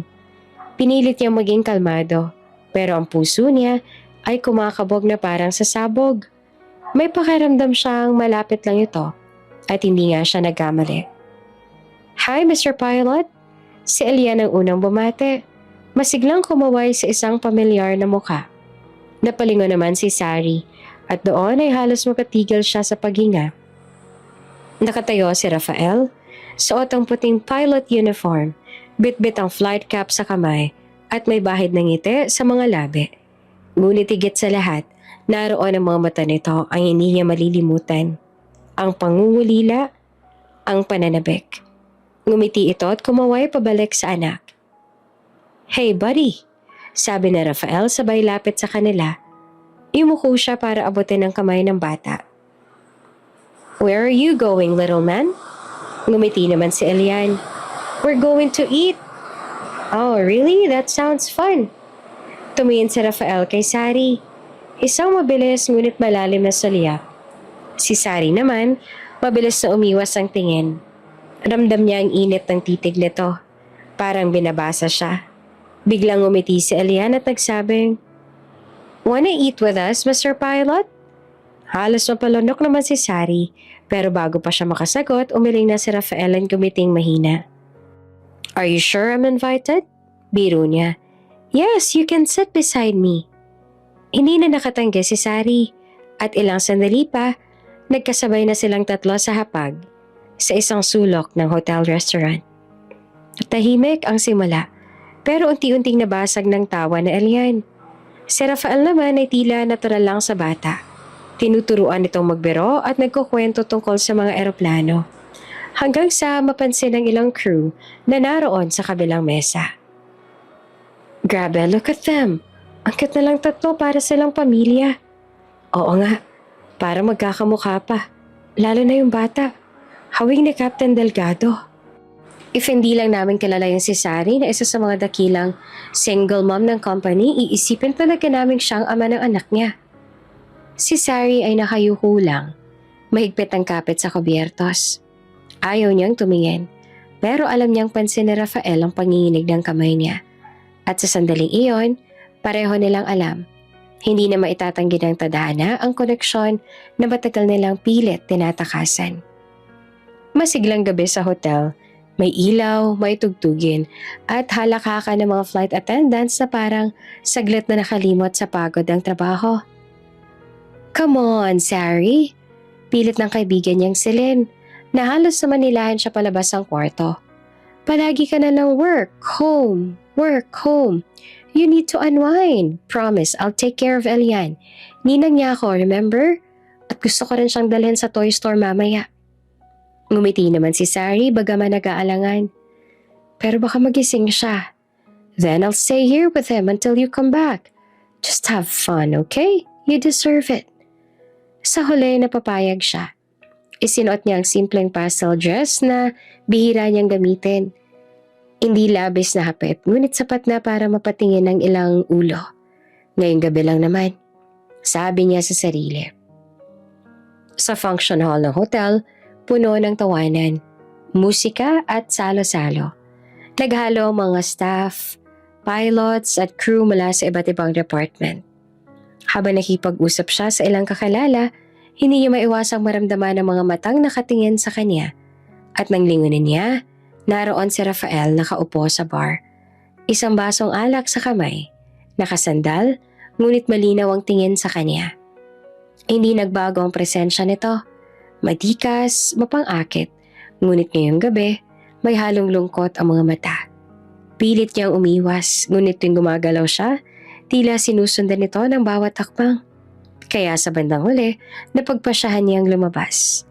Huminga siya ng malalim sa garden deck ng hotel, kung saan malamig ang simoy ng hangin at maririnig lamang ang mga tahimik na ingay ng lungsod.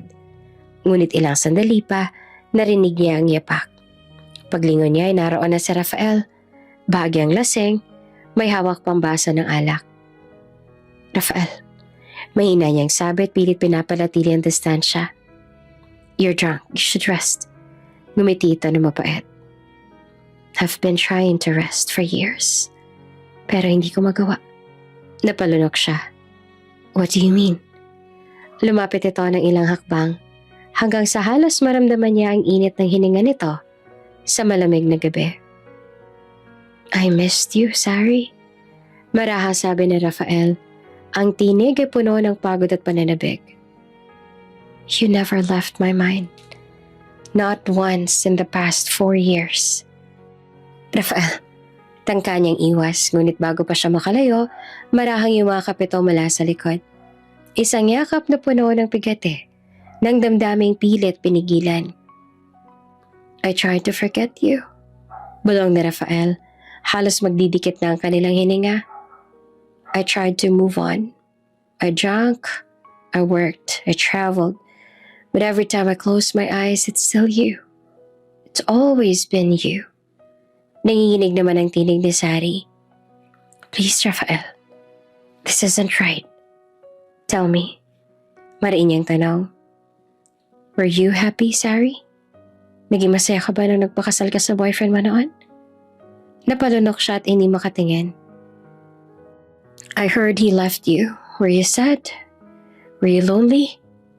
Tahimik siya. Rafael's voice broke. May halong hinanakit at pagsisisi.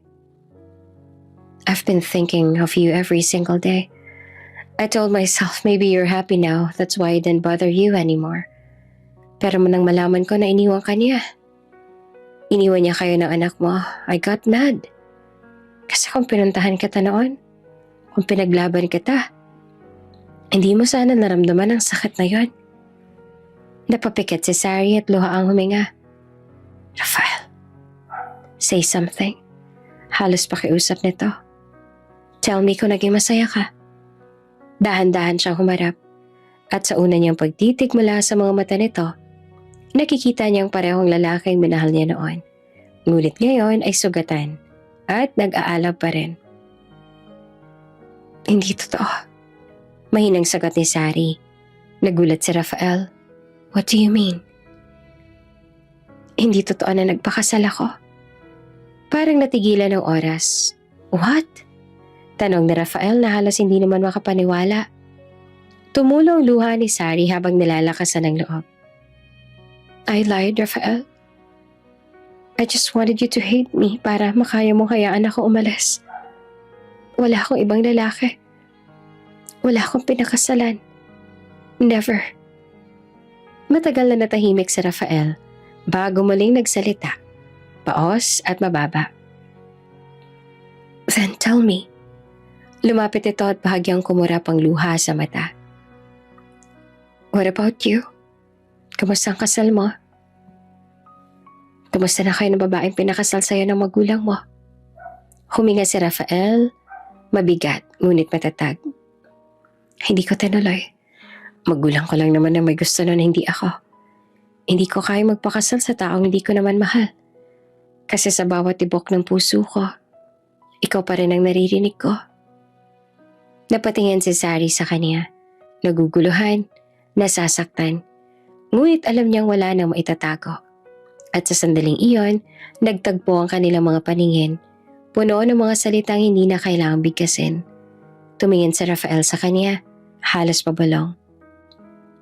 Sa Elian, natigilan siya. If you never marry, then tell me, Sari, sino ang ama ng anak mo? Hindi siya nakasagot. At sa mga mata ni Rafael, dahan-dahang sumili ang pag-unawa. Ang pagkakakilanlan. Oh God! Bulong nito na halos hindi makapaniwala. Ako? Ako ang ama niya, hindi ba? Rafael, mahinang sabi ni Sari na halos hindi makatingin. Pero hindi ito sumagot. Nakatitig lang. Para bang sinusubukan na hanapin ang katotohanan sa bawat patak ng luha ni Sari. Please say it. Halos bulong niya. Ang tinig ay basag. Tell me I'm wrong. Tell me I'm not the father. Hindi na nakapagsalita si Sari. Ang mga mata niya ang nagsabi ng lahat. At nang dahan-dahan siyang umiling, tuluyang gumuho ang mundo ni Rafael. Hindi dahil sa galit, kundi dahil sa pagdagsa ng emosyon na hindi nito kayang pangalanan. Lumapit ito at nanginginig ang boses. All these years, my son was out there? Our son? Tumingin ito kay Sari na puno ng sakit. Why didn't you tell me? Why, Sari? Huminga ng malalim si Sari. Pinipigilan ng pagikbe. Because I had no choice. Sagot niya sa wakas. You were about to get married, Rafael. Your mother hated me. I didn't want to ruin your life. I didn't want to be the reason you lost everything. But you took away my right to know my own child. Galit na may halong luha ang tinig ni Rafael. 4 na taon, Sari. I could have been there. I could have held him when he took his first step. When he said his first word. And then what? Putol ni Sari na nanginginig. You think your mother would accept me? Accept us? You think your family would let a maid? Stop. Mahina pero matalim na utos ni Rafael. Don't call yourself that. You were never just that, Sari. Natigilan siya. Ngunit kahit na ganoon, tuloy ang pag-agos ng luha.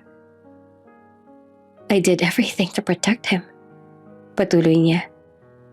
I didn't want Elian to grow up in the middle of chaos. I thought if I raised him alone, at least he'd grow up free. Away from judgment. Away from all the pain. Tahimik si Rafael sa loob ng ilang sandali. Nakayuko, nakapikit. Tila pinipigilan ng sarili. Hanggang sa marahan ito nagsalita. Basagang tinig. You think I'd hurt you? Or my son? Hindi naman makasagot si Sari. Lumapit si Rafael at inilapat ang palad sa pisngi. Marahan, maingat at tila takot na baka tuluyang maglaho sa hangin. You've carried this alone for too long, sabi nito. And I can't blame you for wanting to protect him. But I'm here now, Sari. And I want to be part of his life. Nanginginig si Sari na bahagyang umatras. And what if your family finds out? What if they take him from me, Rafael? Tinitigan siya ni Rafael ng derecho. Then they'll have to go through me first. Matatag niyang sagot. Because no one, not even my mother, will take away my son or the woman I love again. Napahikbe si Sari. Tuluyan ang bumigay. I was so scared I didn't want to lose him. I didn't want to lose you. At sa sandaling iyon, niyakap siya ni Rafael ng mahigpit. Isang yakap na parang gustong habulin ng 4 na taon na nawala. Tahimik silang dalawa. Matapos noon, sa ilalim ng mga bituin, tanging paghinga na lang maririnig. Mabigat, pero sa loob ng 4 na taon, tila ba ngayon lamang sila nakahinga ng maluwag. I want to meet him properly. Bulong na Rafael, halos nagmamakaawa. Let me see him. Let me be his father, Sari. Tumango si Sari. Luhaan ngunit may ngiti sa labi. You already are, Rafael. You always were. Napagkasundoan ni Sari at Rafael na bukas ay kakausapin na lang ang anak dahil kung ngayong gabi ay nakainom pa si Rafael. Kinabukasan ay maagang naganda si Rafael upang makita ang mag-ina. Ang sinag ng araw ay dahan-dahang pumapasok sa bintana ng hotel suite kung saan pansamantalang tumuloy si Sari kasama si Elian. Mommy, are we going somewhere? Tanong ni Elian hawak ang paboritong laruan na eroplano. Ngumiti naman si Sari kahit may kaba sa mga mata. Yes baby, may ipapakalala si mommy sa'yo, okay? Who is it? You'll see. Mahina niyang sagot sabay hagod sa buhok ng anak. Sa kabilang panig ng hotel, hindi rin mapakali si Rafael. Paulit-ulit niyang tinitingnan ang sarili sa salamin.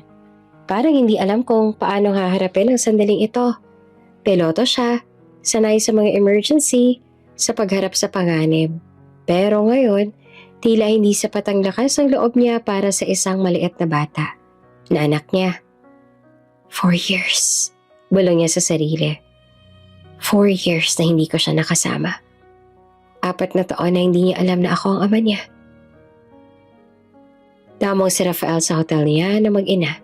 Kumatok siya, kahit sobrang kabado, binuksan ni Sari ang pinto. Oh, Mr. Pilot, you're here! Hi! Sabi ni Elian. Elian? Mahinahong tawag ni Sari. This is Mr. Rafael.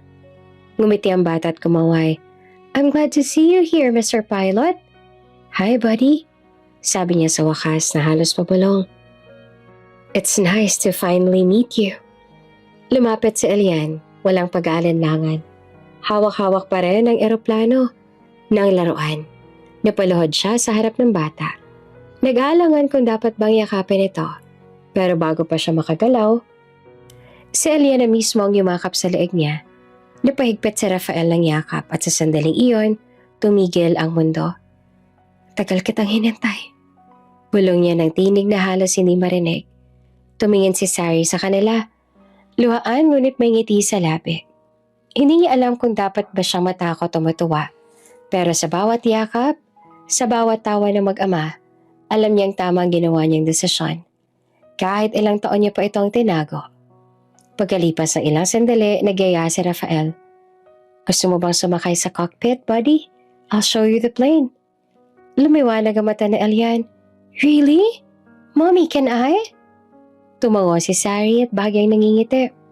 Go ahead, but be careful, okay? Habang naglalakad palayo ang dalawa, hinawakan ni Elian ang kamay ni Rafael. Maliit na palad sa malaking kamay ng ama. At sa simpleng haplos na iyon, naramdaman ni Rafael ang bigat ng mga taong nawala at ang pag-asang maaari pa nilang buuin muli. Thank you. Mahina niyang sabi. Hindi alam kung narinig siya ni Sari o hindi. Thank you for giving me this chance. At sa unang pagkakataon sa matagal na panahon, nakaramdam si Rafael ng tunay na kapayapaan. Isang tahimik na kasiyahang nagsasabing, kahit mahirap, kahit huli, narito pa rin ang simula ng lahat. Mabilis na lumipas ang mga araw sa hotel, pero para kay Rafael, bawat oras na kasama si Elian at Sari ay parang isang panibagong buhay. Sa unang pagkakataon, matapos ang ilang taon, mas madalas siyang ngumiti. Madalas siyang marinig na tumatawa.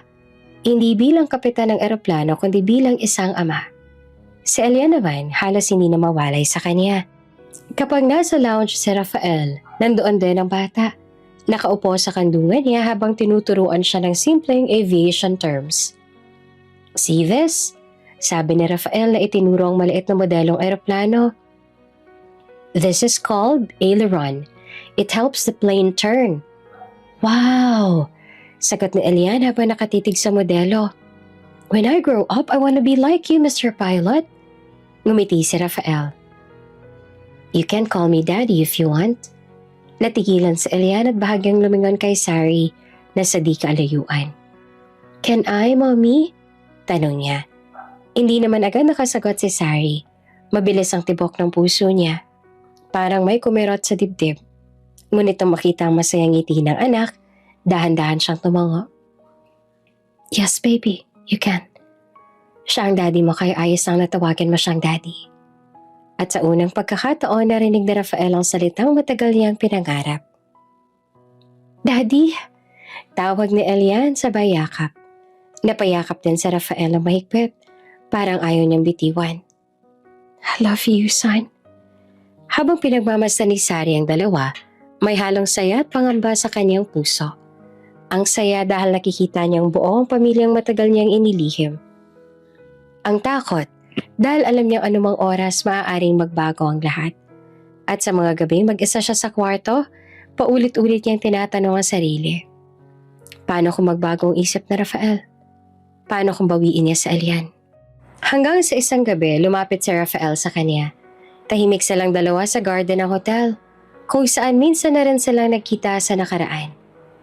Sorry, mahinang sabi ni Rafael. I know you're scared. Hindi siya kumibo. I can see it in your eyes.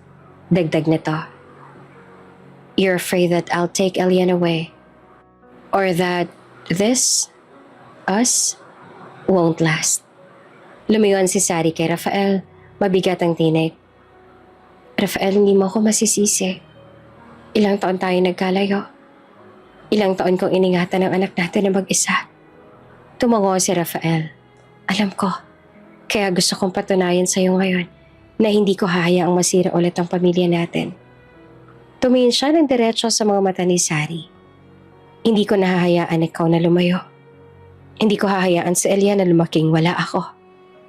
Ilang araw pagkatapos noon, bumalik na sila sa Pilipinas at tinupad ni Rafael ang pangako niya. Umalis siya sandali. Kinabukasan, bumalik siya sa bahay ng kanyang ina. Sa unang pagkakataon, matapos ang ilang taon, kinausap niya ito ng buong tapang. Ma, paniwala niya. May dapat kang malaman. About what, Rafael? Tanong ng ginang na malamig ang tono. About Sari. About my son. Halos mabitawan naman ng ina ang hawak na tasa. Your son? Tumango si Rafael. Yes. Elian. He's 3 years old. At siyang bunga ng pagmamahalan namin ni Sari. Tahimik ang sumunod na sandali, mabigat. Mahal ko siya. Si Sari ang dahilan kaya hindi ko kaya magpakasal noon sa babaeng pinili ninyo. Kasi hindi ko siya mahal. Si Sari lang minahal ko noon. At hanggang ngayon, siya pa rin. Matagal bago muli nagsalita ang ginang. Kita sa mga mata nito ang gulat, galit, at kalaunay unti-unting pag-unawa. Rafael, bulong nito. Kung siya talaga nagpapasaya sa'yo, kung siyang bumubuo sa'yo then, I will not stand in your way. Ilang taon din ako naging hadlang sa kaligayahan mo. Dahil doon nasaktan ka. Natuto na ako sa pagkakamali ko noon.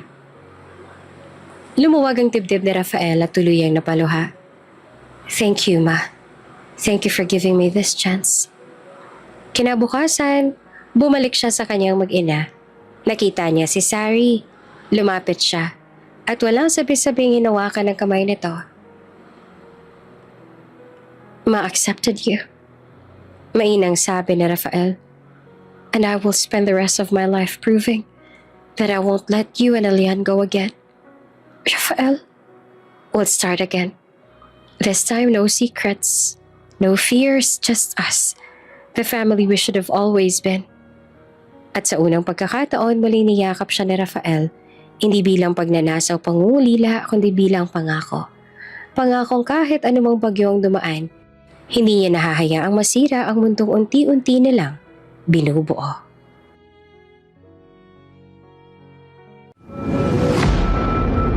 Kung bago ka pa lang sa channel na ito, Ate Jane TV, huwag kalimutang pindutin ang notification bell and subscribe button. Sana po hindi naman malaking abala sa inyo ang pagpindot ng subscribe button dahil ang kapalit po nito ay ang pagsuporta para makapag-produce ng mga libreng stories sa mga channels ni Ate Jane. Maraming salamat!